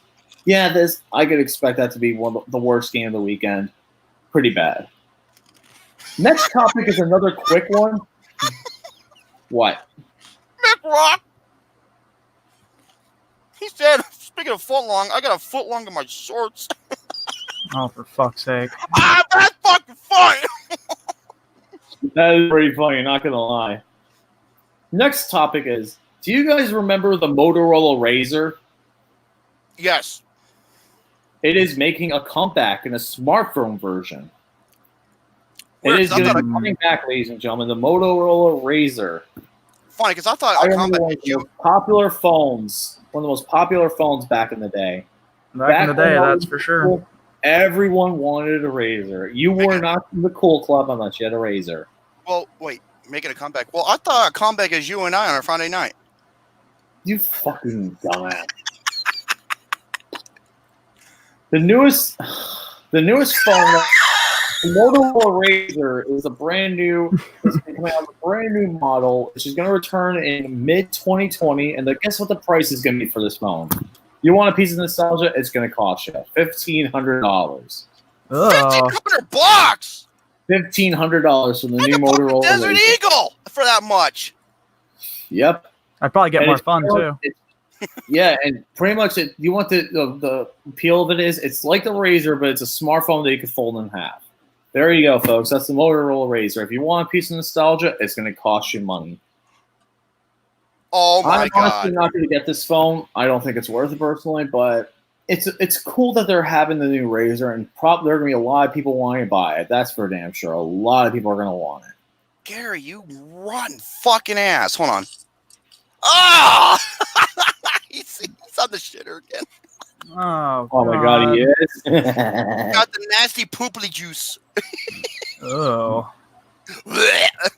Now, this is actually one funny topic from Thrust. This is actually kind of funny. Let me go over. Burger King hit You're cut. meat. Hey, Lucas, you're cutting, buddy. One Say minute. that again, because you cut almost more than throughout the whole thing. Uh-oh. Yep. Oh, come Here. on, don't do this to us. Is that No better? technical difficulties. Okay, there we go. Okay, okay, say that again, please. But yeah, Burger King hit with lawsuit for cooking Impossible Whoppers next to their meat. Are people really serious? Is this really a lawsuit? If I was a lawyer and I saw this case, I would probably just laugh. Pasta Whoppers? The Impossible Whoppers. Remember the Impossible Impossible Oh, the Whoppers? impossible. Yeah, I can. God, I can't hear for shit. I thought you said pasta. No, the That'd be Impossible really Whoppers. interesting. The Impossible Meat Whoppers. People are not having a problem because Burger King has been cooking the Impossible Whopper meat, the patties, which is the Impossible meat, with regular burgers, and people are saying it taints them with the juices and stuff. I'm like, you're getting Impossible from Burger King, okay? They don't have a separate separate cooking to cook the Impossible Whoppers on. That's the basic of business. Like, it's the cost-saving mechanism. They're not going to install a whole new fryer or a whole new thing for the Impossible Whopper only. That does not make any sense financially. Then they wouldn't make any money. No, Christine. I never had the Impossible. I haven't ate at Burger King quite some time, actually. Impossible Whopper's pretty good. I think it's pretty good. You had it, Shane? Yeah, I think it's pretty good. Well, that's good. I think it's a little overpriced, just a tad bit. If it was like $1 or $2 cheaper, it'd be much better, but I still like it. I've been hearing a lot of people talk about this. Aaliyah just brought it up. She goes, nope, I tried the Popeye's chicken sandwich. Oh. And it never, according to the website Eater, the chain never specifies that its burger is vegan or vegetarian, and the website is for the guests looking for a meat-free option. A non-boiler method is preparation is available upon request. But yeah, they are definitely going to get out of this one because this lawsuit is pretty stupid. It's one of the funniest lawsuits in recent memory because you're getting an Impossible Whopper from Burger King. What do you expect? They can't prepare a different way. It's only available in certain areas, and it's people are just so stupid. They complain about everything nowadays. Dude, have you ever had a fucking vegan burger or a vegetarian burger? I've had. They're fucking disgusting. Well, me and Shane did have the Beyond Meat BurgerFi burger, and it was pretty damn good. Yeah, it was. Well, that's a bit different. It is. How can you say like black bean burgers and all the other veggie burgers? Yeah. Those are disgusting. I will agree with that. Yeah, not a fan of those. It's oh my god, it's so hypocritical to call it a vegan burger when a burger is supposed to be fucking meat. Exactly. And one thing I was going to say as well is that what was I going to say? Oh yeah, it's very rare for them to not cook at the same place. It's other places different, but at Burger King, when you're getting Impossible Whopper cooking with other meats, it's kind of obvious that they're going to cook in the same way. So please stop getting triggered, people. It's ridiculous. Like, Lucas, why are you at a Dutch angle? Are you filming Battlefield Earth or something? No, that's how my laptop is. Are you leaning over to try to fart? No. With your big ass? You're really Shane, remember how you said you're throwing Lucas under the bus? How's that possible? His ass is the bus. No, that's physically impossible. My ass isn't a bus. That's physically impossible. My ass is Pizza with the Hut. I don't know where he comes up with this, guys. I have no idea how he comes up with this ridiculous crap. It's filled with Canadian bacon, sausage, pepperonis, and extra hot spices. Oh my god. Anyways, we're moving on to the next topic I have. Moving on to the next one. We're going to talk about 20 fast food the biggest fast food failures of all time. You notice how most of the topics are food? And he calls me fat fuck. I'm trying to think of interesting topic, you dumb fucking retard. The store in your big ass. All right, so it's the 20 biggest failures in the fast food industry. Start off with the first one, Long John Silver's Big Catch Meal. Oh, I remember that. The Big Catch Meal was launched in May of that year, and it was discontinued in August of the same year due to significant backlash of how bad some of the food was in there, and how it lasted 4 months. Oh my god! And how the preparation was, mainly because of how the preparation was, because of how trying to get everything together. That caused a humongous amount of backlash. So, Jesus Christ, Gary! The next thing is Pizza Hut's gourmet rebrand.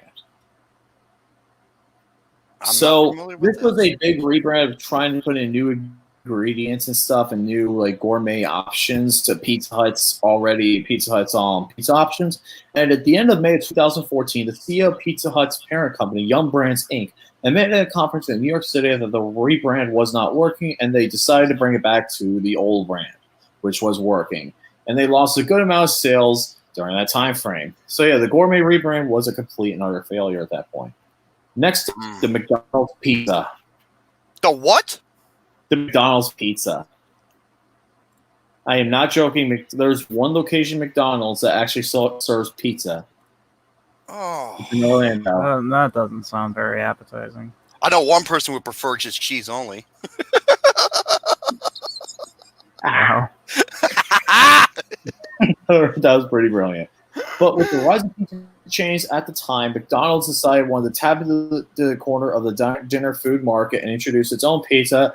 But unfortunately, within probably about 10 years, they experienced that the pizza took forever to make, and a lot of people had to wait longer than expected, and the wait times drove away sales. So at that point, McDonald's stopped serving the McPizza, and now only has one location in Orlando, Florida, that serves the McPizza.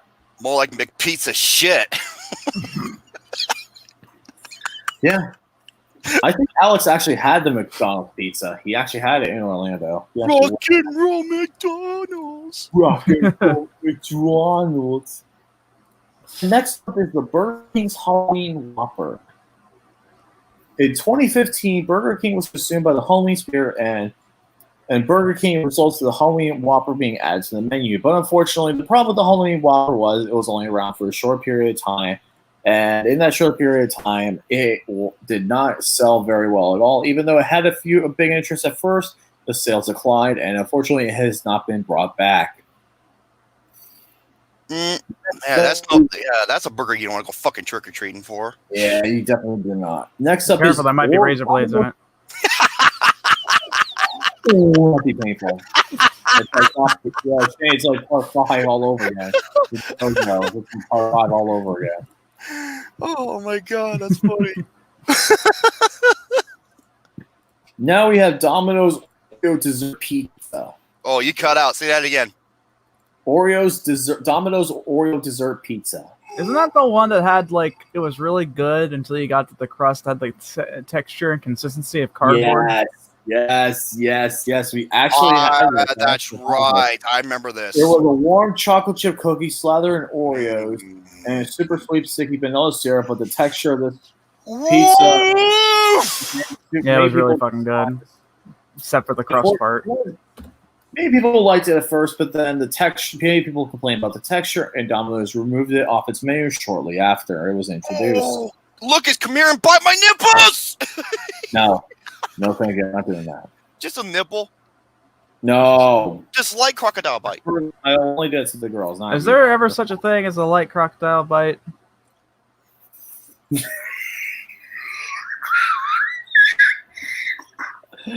Shane, you goddamn, you made me laugh. Try not to laugh. I'll go get the car battery. What is this, crank high voltage?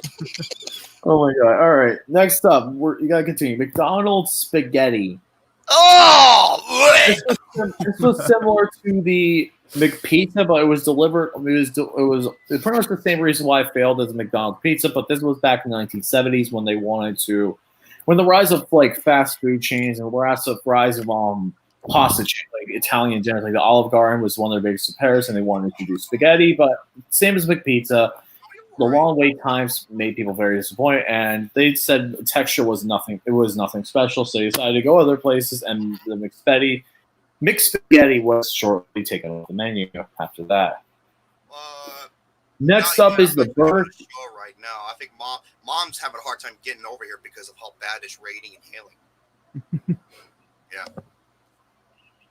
Mm-hmm. All right, so we're gonna keep going. Next up is Burger King Satis Fries. I don't know if you remember this, Shane. This actually sounds familiar. Satis Fries. They were the fries that were more. They were trying to compete with Wendy's hand cut fries. They were the ones with the skin on the back of them. Yeah. Many just were not fans of this at all, and the fact that people they were like $1 extra compared to their normal fries. The Burger King customers just wanted to have the regular fries instead, and they did not last very long on the market. Right, yeah. Next up is the Dairy Queen's Breeze. It's 1990. Dairy Queen launched the Breeze. It's basically a blizzard made from frozen yogurt instead of ice cream, and many people did not like this thing. Many people thought the ice cream one was better, and it only lasted for 2 to 3 years, and it was shortly taken off of their menu.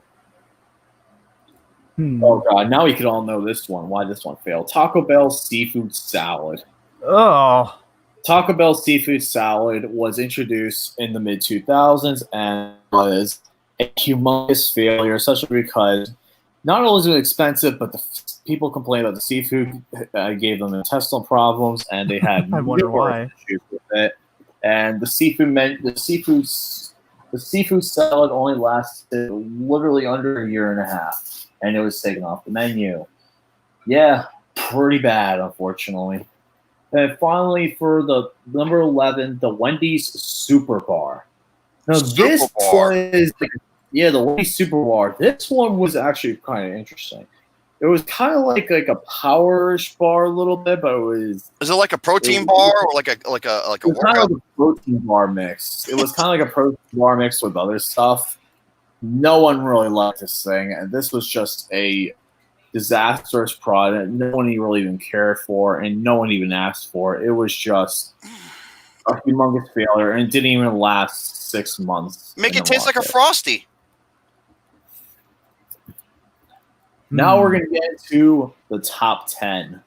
Number 10, Taco Bell's Double XL Chalupa. You know what? Since I realized my mic was muted, you want to know what else was a failure? Lucas trying to get laid. There you go. Damn. Aww. Damn. What are you talking about? His significant other's on his shoulder. Yeah, that's his only one. So there you go. No, BB-8. That was mean. I apologize, Gary. Gary, that was actually pretty mean. That was pretty fucked up. You apologize. Apologize. Hey, Apologize. Hey, look at some. You can go home. For the time being, you can go take a piss normally. I can't. Yeah, you know why? Because I'm like. Yeah, I know. I know. All right. Now we're going to continue. Back to what I was saying, the Double XL Chalupa, many people did not care for it. They just wanted the regular Chalupa, and the Double XL Chalupa cost way too much for the normal consumer. And it only was around for about 3 to 5 years, and then was taken off the market. Many people did not care for the fact that it also was not a big profit for Taco Bell as well. Many people just did not want the regular Chalupa. Instead, the Double XL because they thought it was too much food. So that was a Double XL Chalupa. Number 9, I think we all know this one was coming on the list, the McDLT. Yeah. This was introduced in if you guys don't know the McDLT, this was introduced in the 1980s, and it contained the bun with the vegetables on one side in a styrofoam container, and it had the hot bun on the other. It seemed like a great idea, and made people like the concept of it, but the problem was, environmentally, it was a terrible idea because all the styrofoam containers just went into landfills and caused so much problems, and they completely shut down that idea. Which makes no fucking sense because McDonald's gets rid of so much fucking garbage. They do. It's embarrassing. They It's just like didn't like it because they're environmentally reason. It lasted the longest out of anything here. I think it was around 10 years, but yeah, they realized it wasn't a very smart idea economically, and they decided to can the McDLT. Number 8, the Pizza Hut Bigfoot Pizza. Oh, it's made by you. No, not even close. It was the 1990s. I was just like I was born in 92, so this thing was introduced in the early 90s, named because of its size. Yeah, this was a humongous pizza, and the problem was it cost way more than the original pizzas. Just like the Double XL Chalupa, it cost way too much, and people rather just order the regular pizza. So this was only around for about 5 years, and it was discontinued. Just get the $10 dinner box. Exactly. Okay, now these are next are also McDonald's. Also, I can see one is Fish McBites. Wait, big fat butts? No, the Fish McBites, the little fish bites. I literally thought you said big fat butts because it cut out for me. It sounded like big fat butts. No, it was McDonald's Fish McBites. These were the bite size. It was like the Filet-O-Fish, but bite-sized little pieces of it. I thought he said. Many people thought it was a novelty, and it didn't last very long, and people just rather order the Filet-O-Fish, and it was taken off the shelves within 3 years. The next one is. I thought you said big fat. I swear to God, I thought you said big fat dykes. No.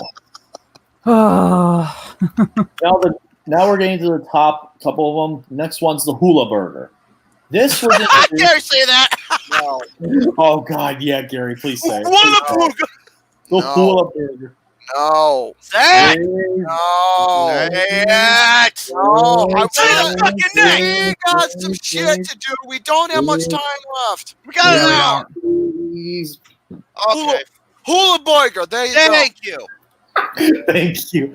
Anyways, the Hula Burger was introduced in central Catholic areas where most of the Catholics could not eat meat on Fridays. And this was introduced to be a substitute.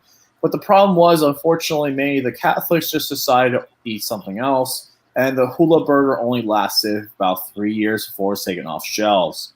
They can't eat meat on Friday. I feel bad. Yeah, for Catholics can't be, like the religious Catholics can't eat meat on Fridays. It's What? weird. Well, I feel bad for the guys who want blowjobs that day.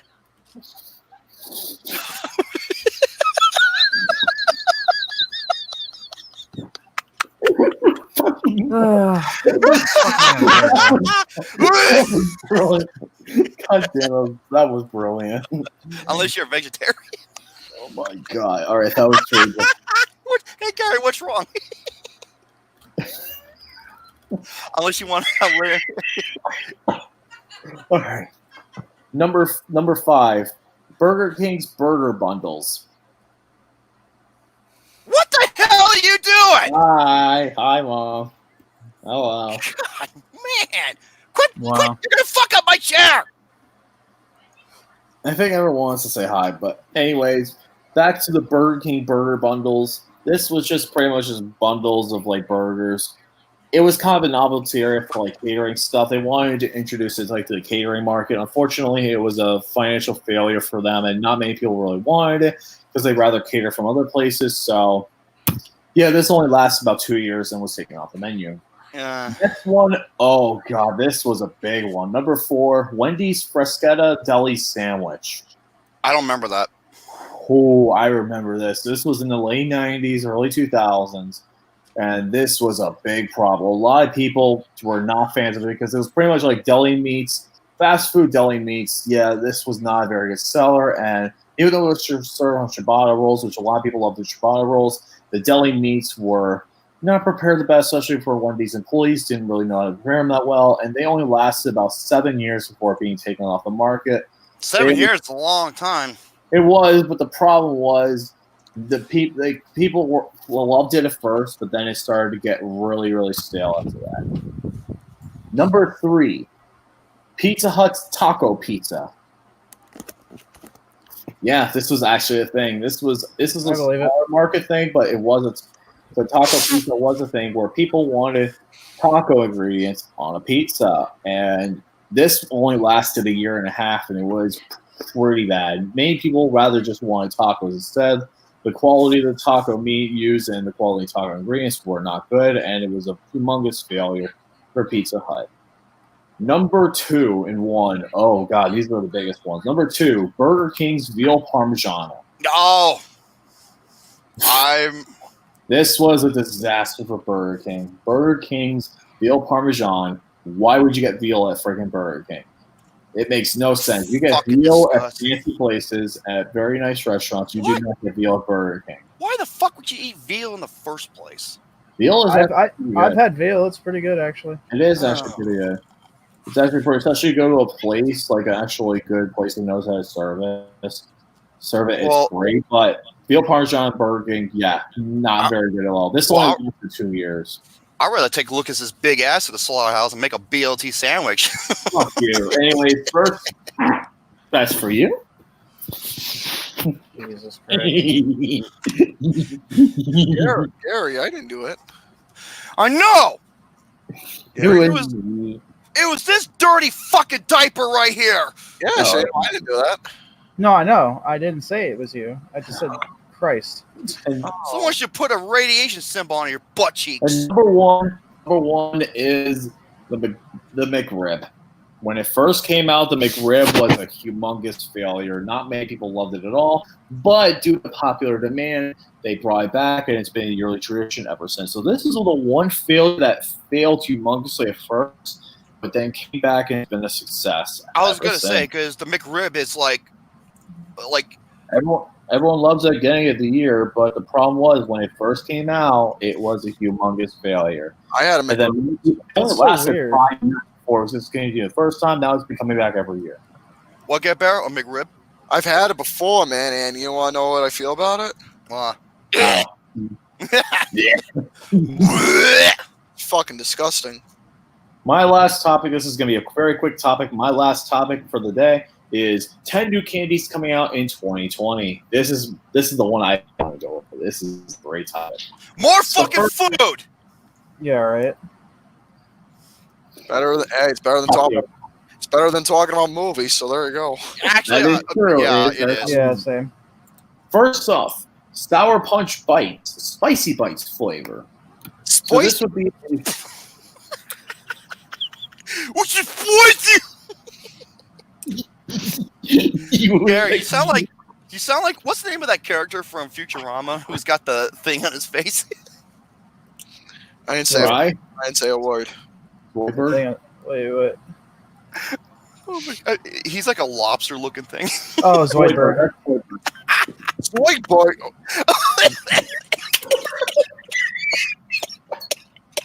holy shit! That was amazing. Holy shit! I'm fucking joking.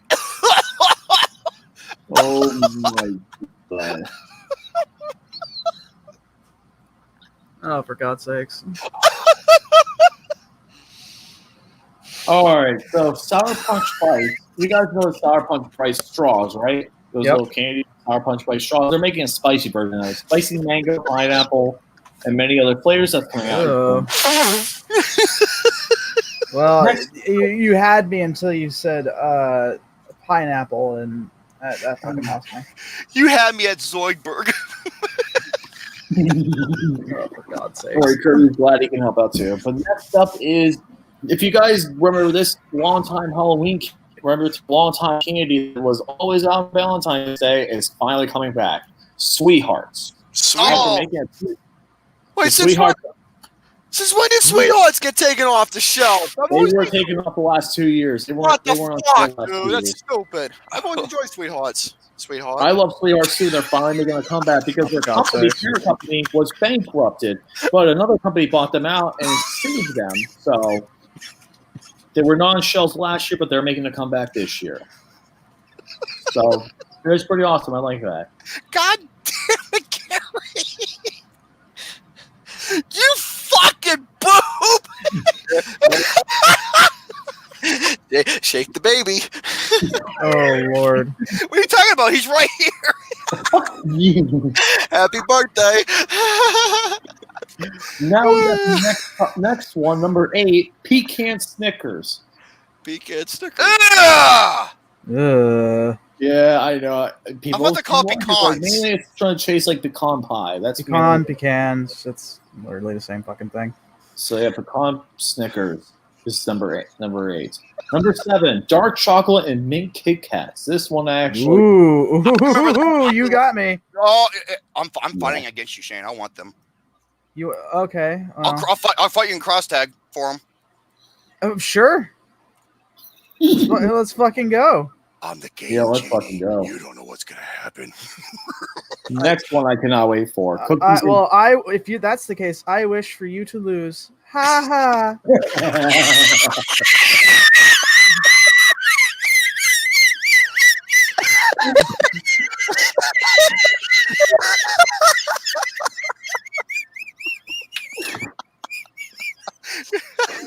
If Shane said that over the headset, I wouldn't be able to play the fucking game. I'd be laughing to her. And that's what sucks is because you can't pause online.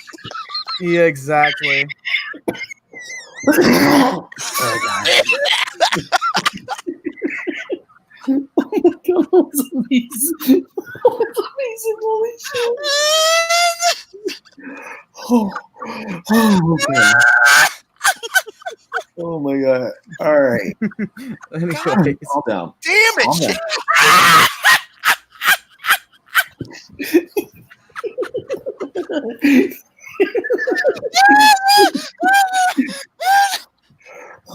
What's number 6? Number 6, cookies and cream Twix. This one I would love to have. Whoa!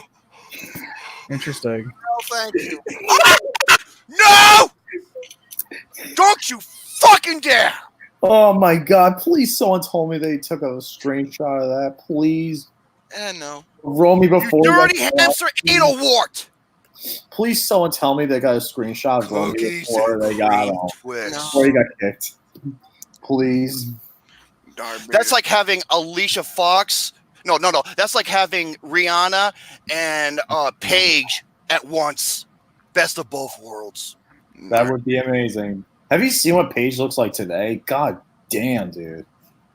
I saw her the other day. It was like, what was it called? WWE Backstage? Yeah. Fucking hell, man. Oh, I just want to yeah. go behind that butt cheek and just give it like a big, like, Indian bird. Uh, Did you see the face, Gary? Oh, I had to catch it on the delayed part of the stream here. Yeah, Oh Big my Rock, I God. said that dirty hamster anal wart. What's number 6 should be number 1. Number 5. Yeah, number 5 is fudge brownie M&Ms. Fudge brownie M&M. Fudge, bro! Amazing. You look like you created some fucking fudge in your britches. This is the highlight of the night. Oh my God. Holy shit. All right. Next one, Skittles dips. What the hell's a dip? You just It's killed. in yogurt. It's yogurt. Yogurt. You treated this fucking list like old Yeller. You fucking shot it and killed it. What the fuck? I'm Skip. sorry, I'm just going on my list. This is from Babble Top. Yeah, babble wabble my nuts. Dip my ass into some cream pies, and then I'll shove it in your face and make a mustache out of it. Blech. Fucking Skittles are nasty. I'm okay with Skittles. Fuck I like Skittles, man. True, I like Skittles too. Next one. Oh my God. Well, I Gary. never. Next up is Starburst Swirlers. Oh What no. the fuck's a twirler? Come on, Gary, please say that. What, wait, say that again.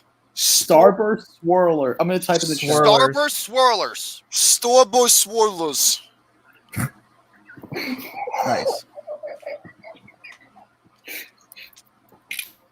Oh my God. That's I think I Give me a Like a minute. I'll be back in just a second. That sounds like a Star Wars language. Yeah, hey, hold on a second. All of you in the I chat, got it. you be quiet. got a screenshot of Romy. Hmm. I got a perfect one of it. I bet Oh. you. All right. You big pudding butt bubble. All right, so Starburst Swirlers are 2 flavors in one. They're like the Reese the Twizzler straws, but they're I'm not a big fan of Twizzlers, to be honest with you. I like Twizzlers. I like them. Yeah, it's just That's licorice. I don't know. It's just licorice. I don't hate it. It's just meh. Next up, salted caramel Milky Way. So. No, thank you. Come on, I don't like Milky Way. Say it. say it. Who wants sweet potato fries?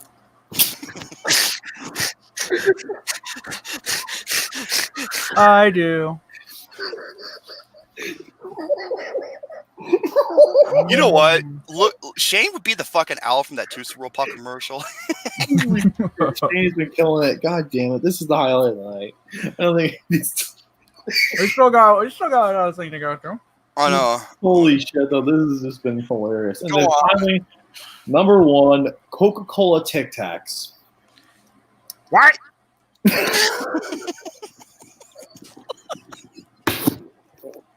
That was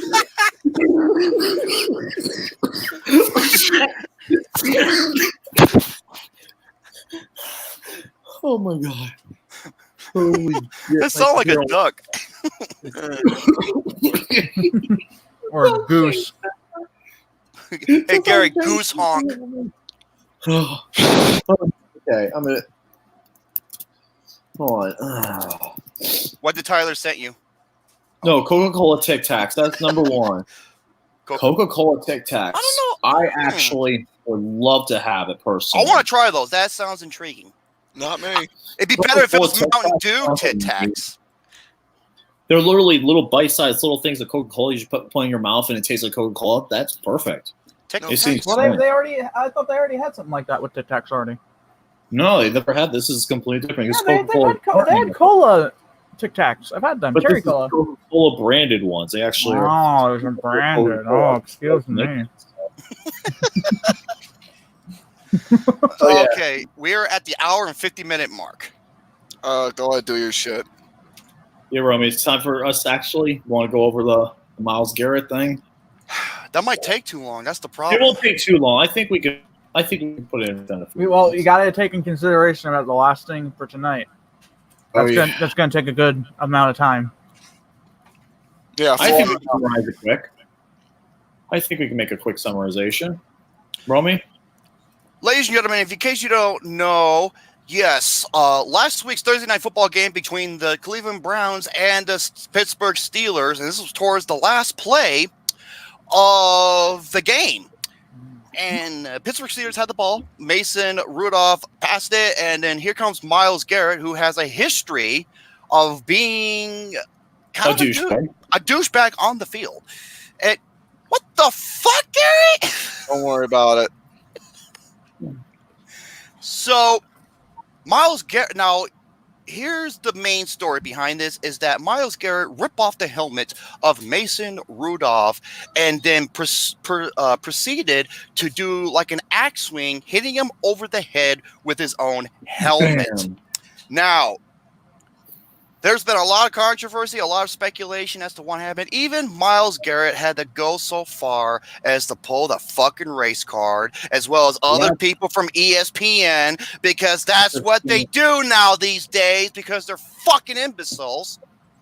Yep, even though Terrell and Smith earlier today on First Take, where he said that Max Kellerman reminds him more of a black guy than Max Kellerman is a fucking idiot. Yeah, he is. He's a fucking idiot. I agree. I'll tell you what happened. I saw the goddamn play over and over and over, okay? And I can tell you exactly, Chisel Adonis spoke about it. Chisel Adonis spoke the truth about everything. He He did. Okay, so if people would be like, oh, it was Mason Rudolph that started the fight. Really? Did you watch the fucking play? Because here's what fucking happened, okay?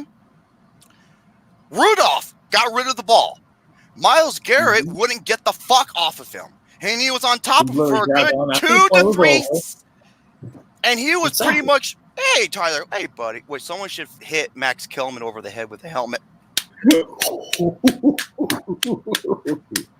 Damn. Thank you. You know what Max Kellerman looks like? He looks like a retarded Jeff Keighley. Fuck that douchebag, dude. Cocksucker. Yeah. Myles Garrett wouldn't get the fuck out of Mason Rudolph. The ball was already gone, and he was roughhousing him on the ground for 2 to 3 seconds. Okay? That was roughing the passer right there. And a lot of people say, was Mason deliberately trying to take off his helmet? Maybe maybe he was, because he also got it off. However, he was retaliating because Myles Garrett wouldn't get the fuck off of him. Exactly. And people...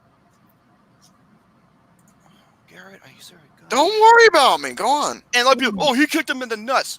No, he did not kick him in the nuts. It's hard to kick someone in the nuts real hard when you're on your back while Myles Garrett, a 6'5", 280-pound monster, is over on top of you being a dickhead.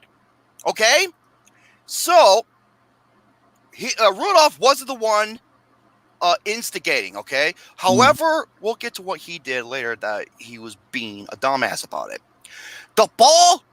Oh, no, I'll get to that, Christine. The ball was long gone. Okay, and he tried to take off his helmet. He almost had it off. So how does Myles Garrett respond? He had the up position. He had the leverage. Okay, he literally got a face mask, grabbed that motherfucker, ripped off his goddamn helmet like he was pulling carrots out of the ground. What? Gosh darn. My mom's like, what did you say? Hi, My Mom. mom was gosh darn. She goes, that's better. Wow. My mom. Oh, yeah. And by the way, Hosina Anderson, you're a fucking dipshit knucklehead. Yes, she is. Yeah, she made an accusation on Twitter where she's like, maybe this happened is because of racial issues, you know? And guess what? She's deleted her tweet. Yeah. Should try and play the Barbra Streisand effect. Dumb bitch! Sorry, I'm allergic to stupid fucking people like that, or ignorant assholes, okay? So, he ripped off his helmet. Now, Mason Rudolph has no helmet. Right. Here's where Mason Rudolph becomes the biggest fucking retard on the face of the planet. You have two Pittsburgh Steelers offensive linemen because their job is to protect the quarterback. And you had the referee in between Myles Garrett and Mason Rudolph. What does Mason Rudolph do? Let's go charge after Myles Garrett, who's way bigger, and who you, Mason Rudolph, don't pose a threat at all, and you don't have your helmet. You are a fucking idiot. He prolonged this bullshit issue. Mason Rudolph could have ended it right there and just go away. So right there, they're both at fault. However, this is where assault and battery comes into play. Because Myles Garrett literally took a full swing with his helmet, and he has no helmet on, hit him over the fucking head with it. He could have killed him. He could have. He's lucky he hit him on a particular part of the helmet. Actually, give me 1 second. If he hit him on the top part of the helmet, which is the most protective and the hardest, because that's where your brain is at, you know, that could have fucking cracked his skull. I actually have a helmet right here. He went up and hit him with this part right here. Right. If he would have hit him on the top, forget it. He would have been in a coma. He would have hit it. He would have been down on the ground. He could have been manslaughter. We could have seen someone die. Yeah, and after that, the two offensive linemen took him down and started beating the shit out of him. And now they're at fault for that too. Now, this is what I have to say. Yes, I know fights are going to happen in a contact sport. Okay, if they're gonna beat the shit out of each other, I'm just like, okay, at least it's fair game. He ripped off his helmet and fucking damn cracked his skull. That is assault and fucking battery. It is. Even Kirby agrees. And Myles Garrett has a history in the NFL for 2019 for causing so many personal fouls. Exactly. And then Mason Rudolph's like, hey, what the fuck? What? You know, he's looking there. I was like, dude, you instigated that, you stupid fuck. Even though Myles Garrett took him down and being an asshole. And then what was the name of the Browns who just came out of nowhere and knocked Joby? I don't know. Is Larry Uncle Joby? What a fucking idiot. And what a pussy. Yeah. So the 5 people should be fined heavily.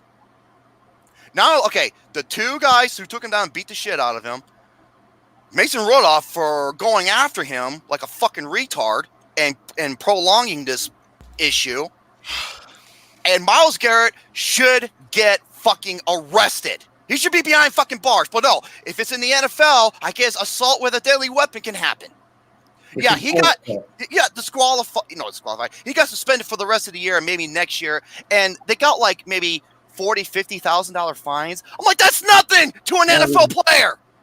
That's nothing, goddamn really. Chump change. That's chump change for them. So give me a fucking break. Exactly. Here's the results of the suspensions. Myles Garrett got indefinitely suspended. Rightfully should. Originally had a 3-game suspension, got reduced to 2. That's bullshit. Uncle Joby, who's going to have a serving 1 game only. That's and bullshit. Here's my biggest problem with it. Demarius Randall, who was the guy that knocked out Deontay Johnson, no suspension, just a fine. That's bullshit. And then the players that targeted Juju, no fine, no penalty. No. See, the NFL is so... It's a fucking joke now. It is. It's a goddamn joke. It's embarrassing how bad. And I don't know how people can defend Myles Garrett. I'm just like, he started the fucking fight. It wasn't Mason Rudolph. No, it wasn't. He wouldn't get the fuck off of him. Once the ball was gone for 2 to 3 seconds. Over, let go of him. He wouldn't let go of him. Exactly. He's a fucking idiot. Exactly. I agree 100%. Yeah, if you're gonna get into a fight, that's hey man, let him duke it. Let him duke it out. But if that's like, hey, if you're gonna throw some punches, I'm gonna throw some punches. But honestly, if you're gonna bring out a gun, or use someone coming against them, yeah, fuck you. So give me a fucking break. Yeah, the Exactly. NFL's a goddamn joke. It is. It's gotten so bad nowadays. Okay. Having said that, my turn. Mr. Get Bear, pay attention. Mr. Get Bear, pay attention. Oh my I gosh. want you to pay attention. I want to play Florida or no. Kirby. Florida. Well, I was gonna go over the Scorpio. All right, go ahead. It's my birthday. Go ahead. And you don't want to wish me that. I already did. No. No. I already did 3 fucking times. You fucking butt pimple. Bruh. Gary, take him off. Take him off. No. I want you to teabag him. Teabag Lucas. Take him off and teabag Lucas right now. No. It's my birthday. All right. Lucas and All teabag. right. There you go. No, I'm in the same position. There you go. Holy shit, that was amazing. All right, go on. Okay. Like Mr. Garrison, I am a Scorpio. All you ladies, pay attention. Now, I have a lot of interesting facts about, Lee's like, good God, why Scorpios, that is from like the close to the end of October to like November 22nd, I believe this is. Why Scorpios are the best lovers. Yingity, yingity. Here we go. And why they are the horniest motherfuckers on the planet. And I read through a lot of this, and you know what? It is pretty true. I'm going to read through some of this shit. You ready? Here we go. All right. First, they love with great depth. There is nothing superficial about the way they love others. When they love, it is with a fierce intensity. But first, they must let their nearly impenetrable guard down. Lucas's ass. Fuck you, asshole. They are choosy about who they do this for. Yes, we are very picky. This is true. I'd rather fucking Asian. That's God just damn it. But when they choose to love a person, it is a serious decision. And you will not regret it. Next one. They can be very mysterious. Scorpios can be seen open and expressive one moment and quiet and secretive the next. They are never boring. I'm trying to go over Scorpio shit. I'm trying to send some love and passion, and you just scare me. You just make me go from shit to shit, my britches. Mick Rock. They are never boring. They are the masters of finding out what they want to know without revealing more than what they're ready to divulge. Next one. Nobody does intensity better. When they meet a person, they're both introverted and extroverted, depending on the topic of the conversation. Don't ask a Scorpio what they think about something unless you're prepared for a blunt and sometime bold answer. That is true. They are funny. Scorpios have a blunt sense of humor, which can be offensive to some and hilarious to others. why do you think I'm always getting fucking yelled at all the time? Same here. I'm always getting I'm always in fucking trouble because of my humor. No joke. Oh my god! Even Christine's like, it's true. Their sense of humor comes from a place of truth, so they enjoy witty, intelligent conversations while being insightful jokers. Oh, This yeah. is and next. What the fuck? Sorry, I'm just moving my camera over real quick. Okay, this one's true. This one is true. They have a volcanic temper. Yeah. Yeah, I can admit that. But Mara, like Scorpios, they're very true. Oh, you're being very truthful about that. I get angry sometimes. This is also true, ladies. You can trust them to keep your secrets. They are very private and secretive people, especially with the bond of another. They make those. They are intimate with earn their trust as well. When Mr. Garrison says that, hey, I can keep a secret, I can, and I know some people around here have told personally me some stuff. I haven't said a fucking word to no one. They are amazing, resourceful, and never quit. Yeah, it is true. There is no sign in the zodiac more respectful than a Scorpio.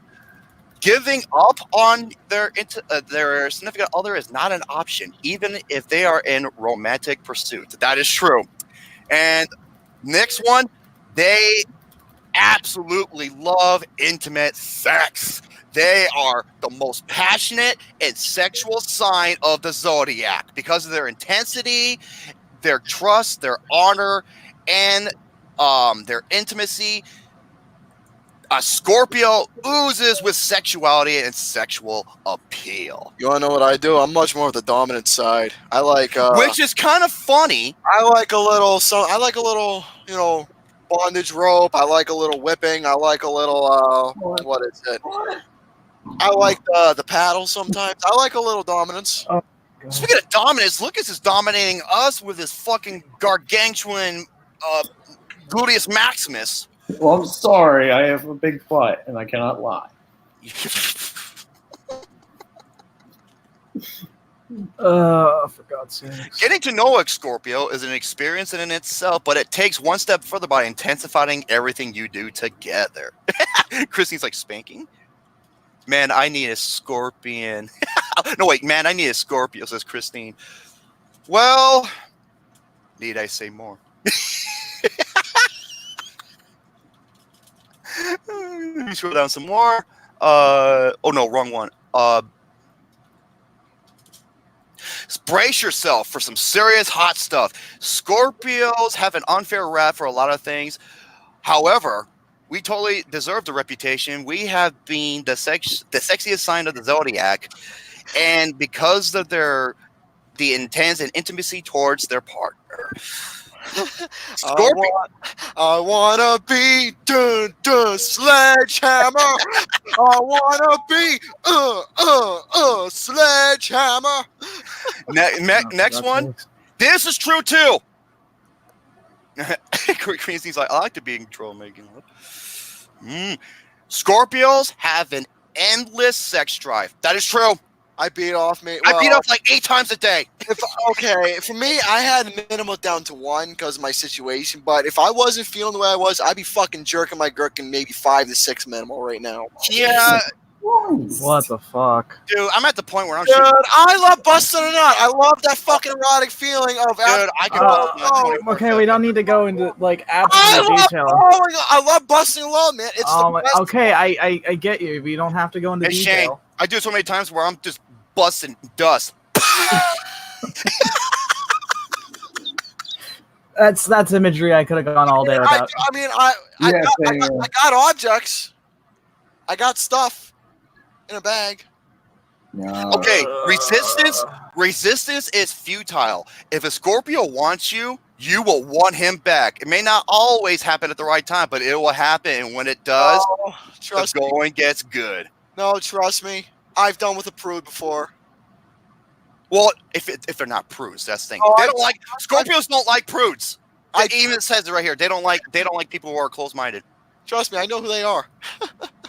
Expect a Scorpio to take any and all sexual encounters not only very seriously but very intimately. Okay. Let me see. Scorpios never kiss and tell. We went over that. Scorpios always come prepared because they're sex on wheels. That's what it says on here. Christ almighty. Oh my god. And here we go. This is the best one. You ready? And Jerome gets off a lot. This is the last one. Sex with a Scorpio is the best you will ever have. I remember once I fucked what was it?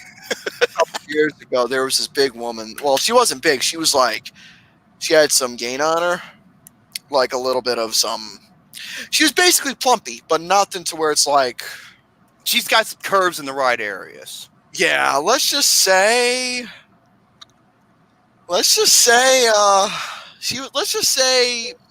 she was hungry for some German bratwurst that night. So there you go. Hunter's like, was she nice and thick? Scorpios get a lot of guff for being moody and obsessive, but yeah, it is true. and I can't fucking help it.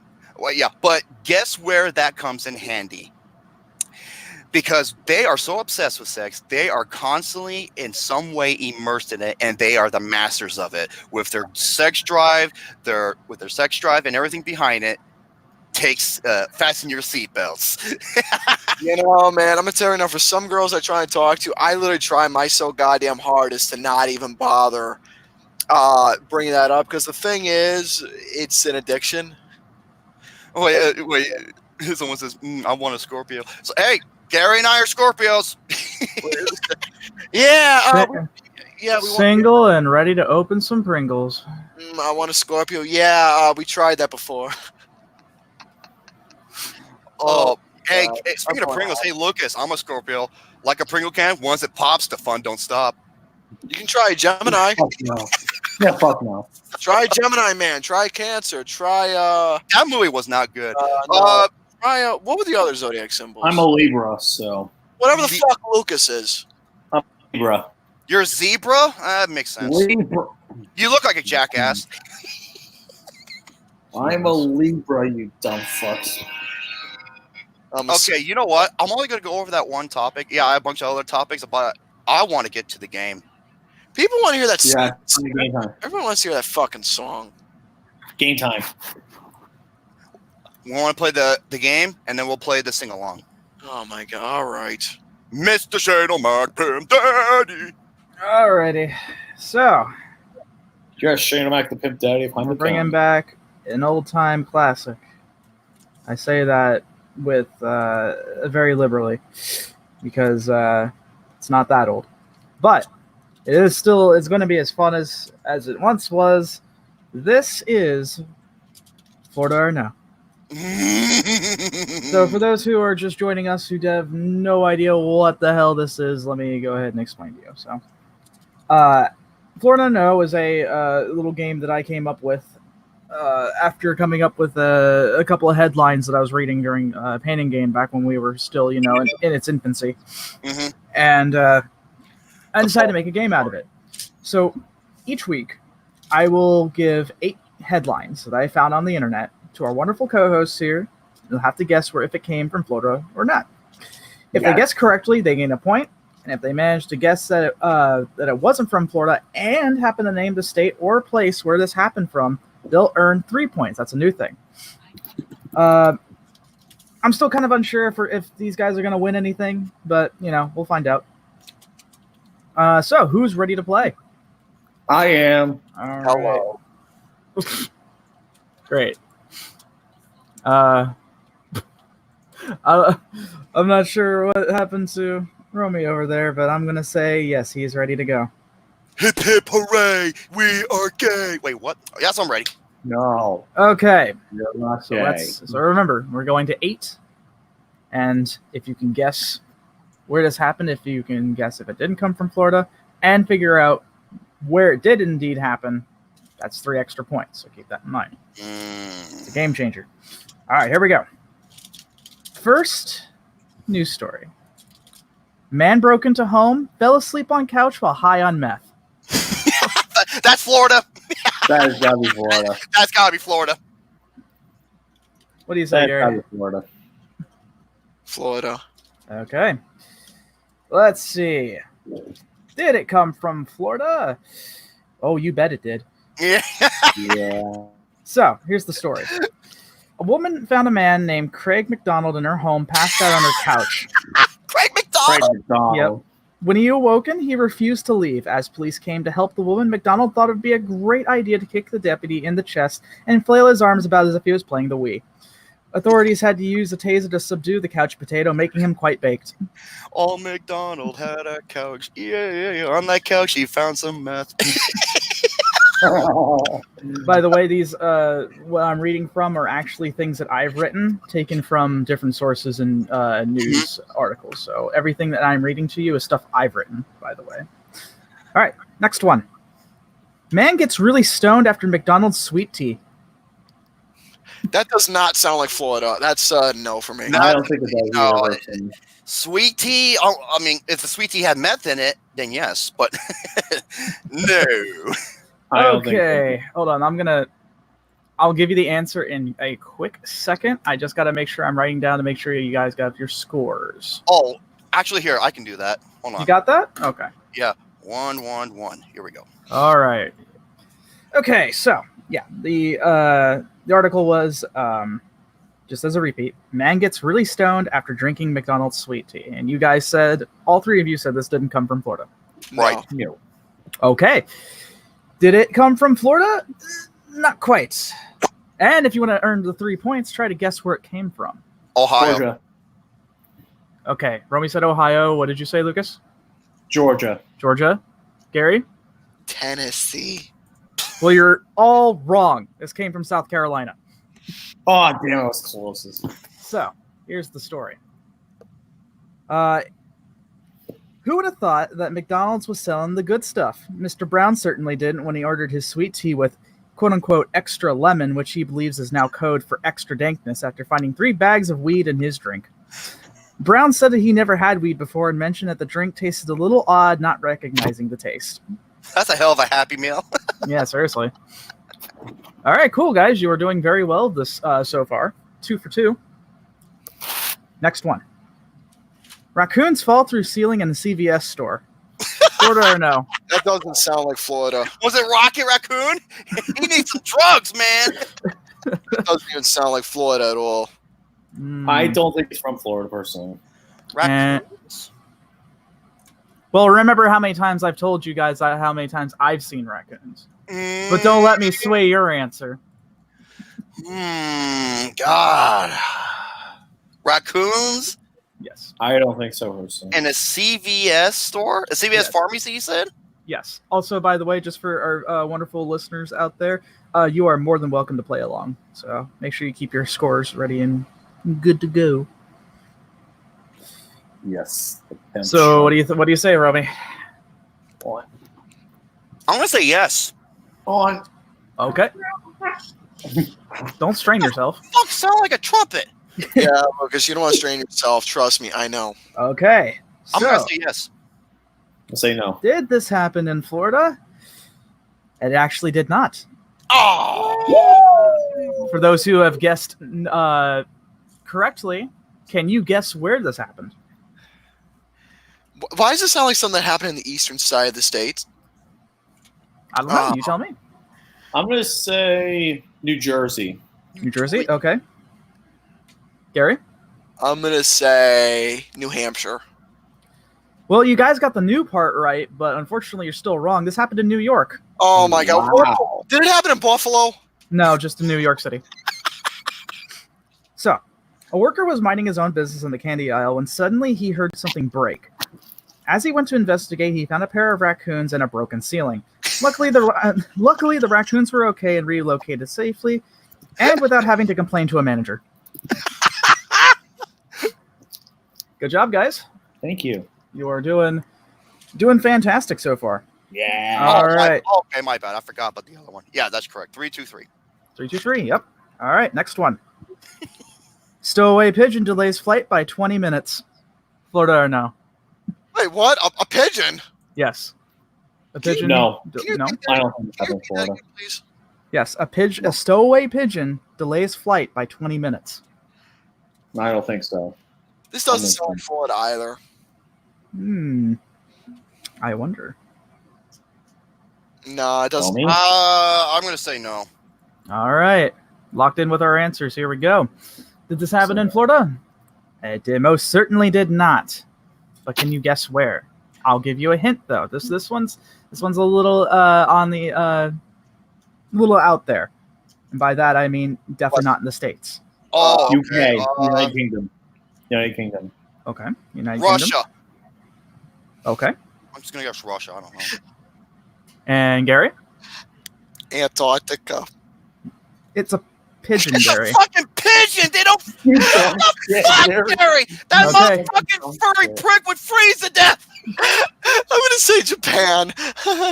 Okay. Big Rock says Arkansas. All right, here we go. Yeah, Where did this happen exactly? It did happen in Russia. 3 points, Romy. my fucking God, dude. Retarded. Mother of Russia, where the missiles located. So here's the story. How did this guy get through TSA? An entire flight had to be delayed after flight attendants had to eject a pigeon from a passenger compartment. Toilet Safety Administration. All right, 464, man. That's excellent word. That's like I told you, that's a game changer right there. Lucky, Romy. The red cyclone. You keep them big ass hands away from me. Spitting driver. All right, here we go. Next one. All right, man claiming people were eating his brains leads police on an insane chase. That's Florida. That's Florida.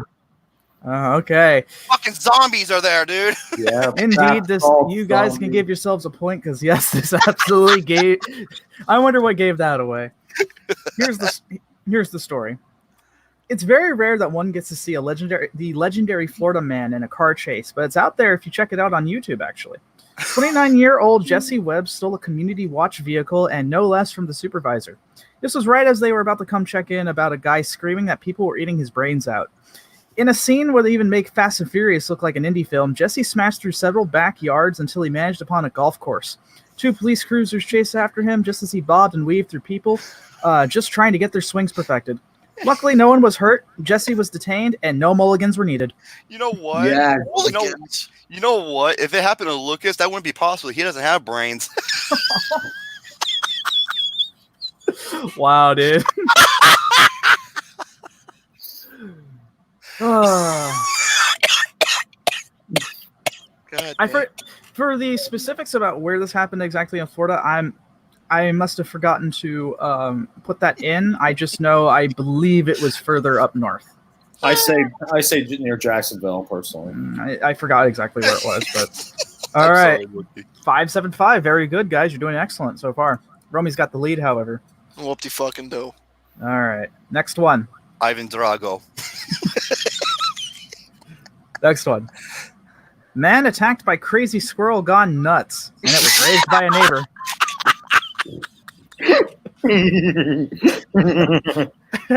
This has got to be Florida. Okay. I'm actually not going to say Florida for this one. Say that again. Okay, here's the headline. Man attacked by a crazy squirrel gone nuts, and it was raised by a neighbor.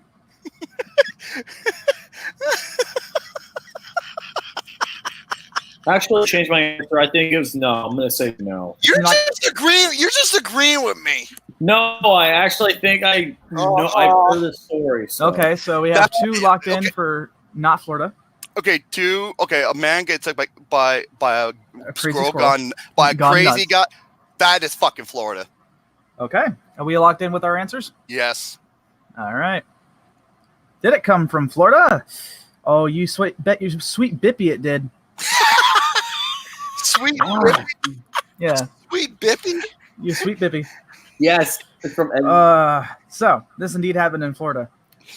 In fact, Florida is a place that I like to call Diet Australia, due to the fact that many creatures out here can easily do a person in. Squirrels, however, are not one that you should actively consider, or you would actively consider.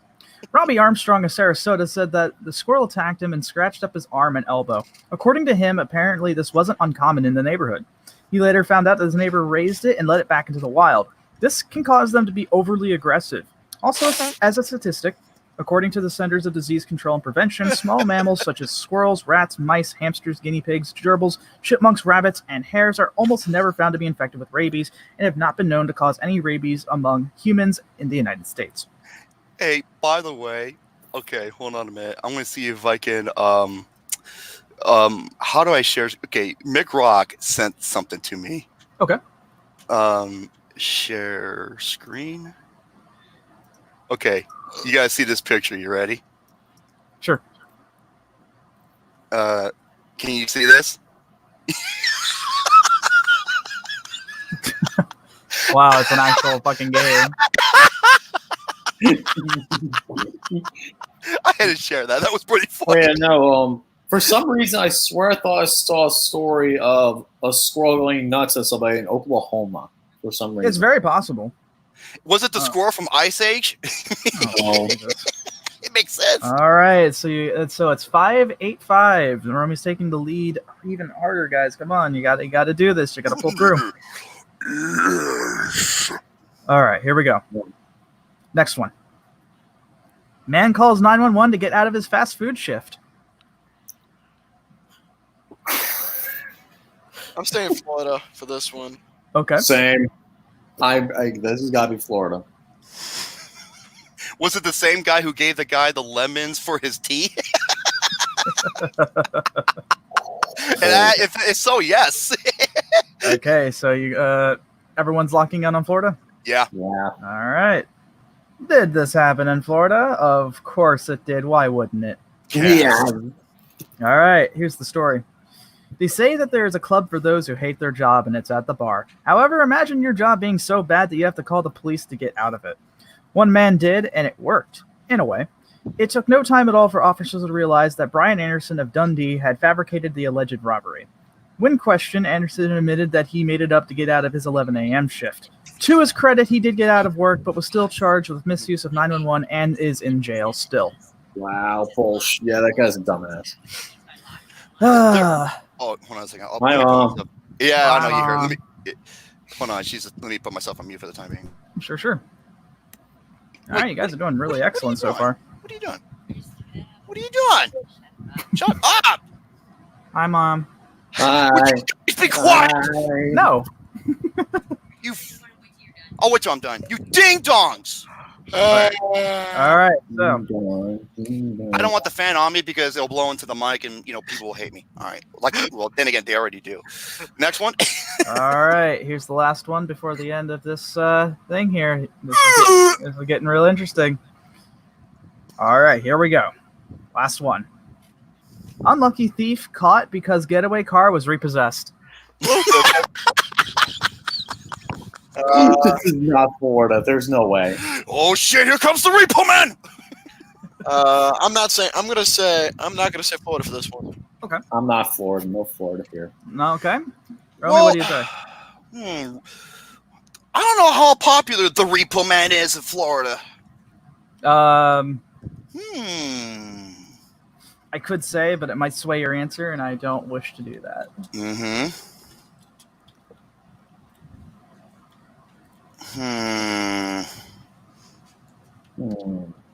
I don't know. This is I'm I'm gonna say no. No? All right. Yeah. Everyone says no, locking in with their answers. Yeah. All right. Here's the big one. Yeah. This did not happen in Florida. Yeah. But can you guess where it happened for the big 3 points? Please. 3 points. Here we go. Was it in the States? It was in the States, yes. California. Okay. So, what was the clue again? The what now? What was the clue again? The hints? It's in the States. It's in It the is States. in the States. Illinois. Okay. Ohio. Unfortunately, you guys are all wrong. This happened in Iowa. Fuck, that was gonna be my next guess. God. Oh. My whole family's from. How's that even fucking possible? There's nothing there but crops. Here's the story. The old saying is true. When it rains, it pours. One She-Harem can attest to this as he was walking out with a cart full of electronics. When confronted by workers, he left the cart and booked it out of there. Police arrested him after finding him walking on the street. When he asked why he was walking, he said it was because his car got repoed when he was at Walmart. Well, are you talking to a sexy AI or something? No, something was played on my because I'm doing a studying for a course, and that's why. He got repossessed at Walmart. Yep. God, he really want those good sales. What was on clearance that day? Yeah. Everything's getting liquidated, whether you like it or not. All right. All right, so the final score being 7-10-7. Romy came in with the come-from-behind victory, guessing Russia. Very good. All for Mother Russia. I couldn't believe that. Yeah, very good. See? I knew that little addition would be pretty good. Well, that was it, guys. That was what I found for the week. Hopefully next week we'll see a few more crazy news stories to. And you were talking about Florida. No, there are two stories you did that are, to me, hands down the best. One was the guy with the butt plug story. Yeah, I've still told that story even And today. and how I connected to Lucas was fucking just amazing. And the other one, guy tried to use Mountain Dew as piss. Yeah, as his to get past the drug test. And Yeah. the guy's name was Dumbass. Yeah, he identified himself as dumbass. Yeah.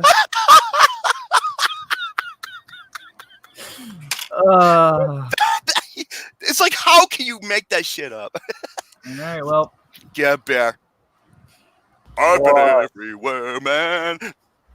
Yeah. So good job, guys. You did really well for this. For no, you guys scored really high this time around, and Romy is indeed our winner. So.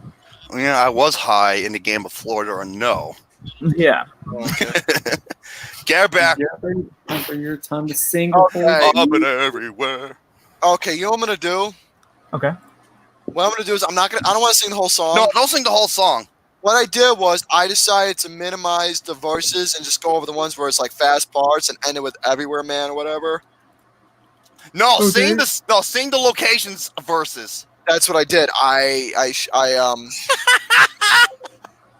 minimized it somewhat to a minor extent.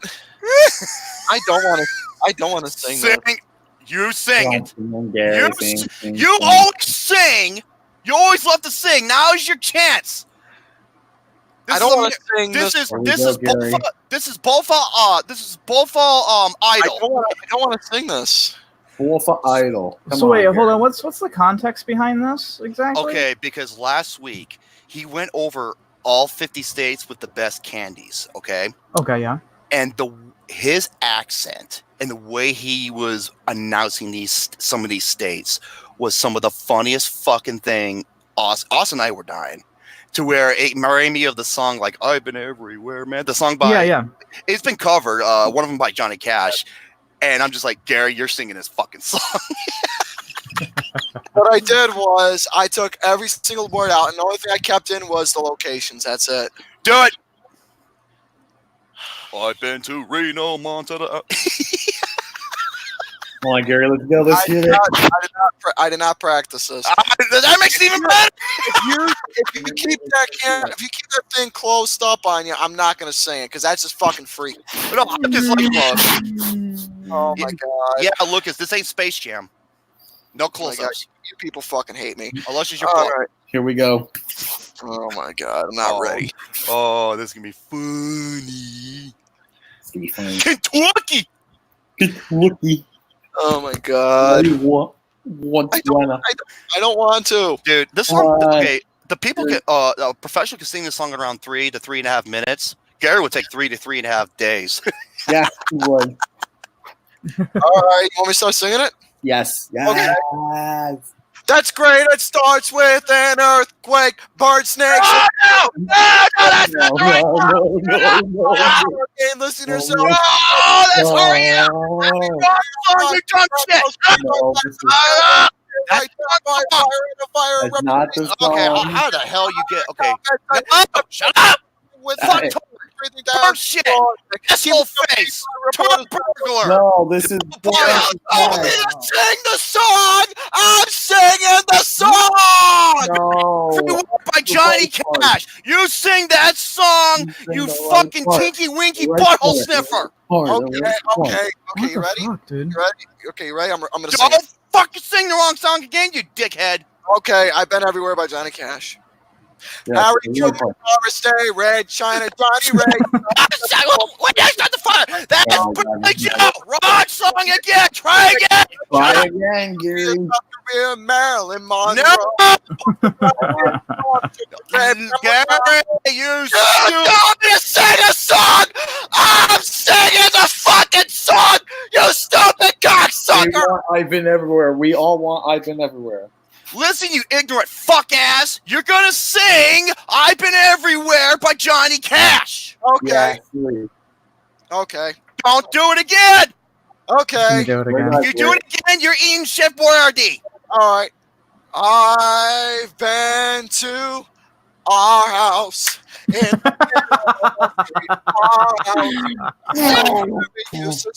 song again. Try it. Wrong song again. He's not gonna sing the fucking song. The wrong song Sing the again. goddamn song right. Oh, old McDonald had a farm. No. And on this Oh my god, this is bad. This is embarrassing. Come on, dude. with a fat fuck here and a fat fuck there. Here, fuck, ever. Fat fuck, old McFat fuck had a farm. Yeah, you know what the pig says? Meow. All right. Oh, I've been to Arena, Chicago, Fargo, Minnesota, Buffalo, Toronto, Whistler, Sarasota, Wichita, Tulsa, Ottawa, Oklahoma, Tampa, Panama, Ottawa, Panama, blah, blah, blah, blah. You're not singing it right. You're not singing it right. We're gonna be here all fucking day. Oh aren't my we? god. You can't sing it right. I'm a killer. Boston, Charleston, Daytona, Louisiana, Washington, Houston, Texas. What? Toronto, Monterey, Monterey, Santa Fe, Tallapoosa, Glen Rock, Little Rock, fuck, Fat Cock, Oklahoma, Tennessee, New Hampshire, Fat cock. Double Z, Great Lake, for fuck's sake, Louisiana, Nashville, Knoxville, all because something, Charlottesville, Jacksonville, Waterville, Costa Rica, Pittsfield, Springfield, Bakerfield, Sheffield. What? He can In say the hell? One New Lake, Davenport, Idaho, Jellicoe, and I had to change the batteries out of your butt. Pasadena, Catalina. See what I mean? I've been to Pittsburgh, Parkinsburg, Greensburg. Oh my god. Okay. Pittsburgh. Okay, you sang it. People are singing. I'm finishing the fucking. Oh, I didn't tell you to sing the whole fucking song, you dickhead. We didn't start the fire. Oh shit. Always burning since the Yeah, your world. asshole's fucking burning, and it makes the world turn. Fire. My mind's telling me no. Dickhead, you're singing it wrong. It's like I've been to Reno, Chicago, Fargo. Somebody's telling me yes. We don't. Okay, no more. No one wants to hear you. Where's Simon Cowell when we need him? You know, I only had like 4 hours of sleep, so I need to book it kind of soon. Oh my god, he's like Same. Fargo, Minnesota, Buffalo, Toronto, Winslow, Sarasota. That's how you sing it. You don't know how to sing it. Oh, that's okay. We're done here. All right, everybody. Let's close the episode out. Come on, did you guys not see that coming? As I know, I did. knew it. I saw it coming a mile away. Anyways, ladies and gentlemen, that is our episode of BOFAS on the Sofas. I hope you all enjoyed our 2 nights production and procedure going on. Apologies for Austin not being on. He had to work tonight, so Next time, I'm to make you sing a Miley Cyrus song. no, that's not happening. That's not happening. No. Okay, Maroon 5. No, I refuse, and I refuse that. No, Okay. Nope. That's a no. But anyways, folks, thank you all for tuning in for episode 102 of this particular program that you all like watching every single Thursday night at 5 p.m. Eastern Standard Time. And stay tuned for next Thursday as we do episode number 103 and continue on with our shenanigans and have a lot of fun as always. So as always, folks, I hope you all enjoyed this particular one. That way disappointing. You mean that was disappointing, not way. Fucking hell, I mean, at least I'm good looking. I'm going to fucking hell. If you're I'm going to hell. Let's just say, folks, that has nothing to do with anything, but I'm going to fucking hell. Gary. Huh? Hold on a minute. My You guys, Look. you guys realize next Thursday's Thanksgiving, right? Oh shit, I'm not a fan. Oh shit, no episode that week. I'm sorry. Hey, that may be disappointing in terms of my singing, but but in terms of me getting laid, yeah. Mhm. That's all. I'm not Don't disappointed. worry. Eventually, I will. Don't worry. I'll get laid. It'll be a matter of time. Yeah, Elephant Man. Okay, so That was not cool at all. It wasn't towards you, Lucas. no, it wasn't, Lucas. But anyways, ladies and gentlemen, that's episode 102. We'll probably not have an episode next week due to Thanksgiving, and I'm sure we got shit going on. I sure as hell do. We'll try and get an episode booked within earlier the week next week, but we'll see what'll transpire. Not Wednesday, Wrestling Wednesday. You know what? I don't think we're going to have an episode next Wednesday, but the following, the 5th of December, I'm sure we will have an episode. Oh, we will. It's Thanksgiving, man. Come on now. So anyways, folks, ciao for now. I'm done. I got to piss. See you guys later. Stay awesome. Have a great day, and thank you all for having me on. And both was on the SOFAS. And hopefully, eventually, maybe I can come back on maybe sometime in the future. I don't know. Work. The same day ScarJo jumps on your lap. And the Black Widow outfit. With no underwear on. Oh, for God's sake. I'm done. I'm tired. I'm a sleepy boy. This has been Shano and all of us here at fucking SOFAS. There was no SOFAs. We lied, guys. Well, technically, I'm on a share sofa. That's not a sofa. Don't fucking lie to them, Lucas. We're better than that. But I'm sad. They made me. Oh, I'm fucking sad too. Join the club. All right, I'm tired. Good night, everybody. Hope you had fun. I know I did. Bye. I'm gonna end it right there like that. Bye, Roy. Let's go.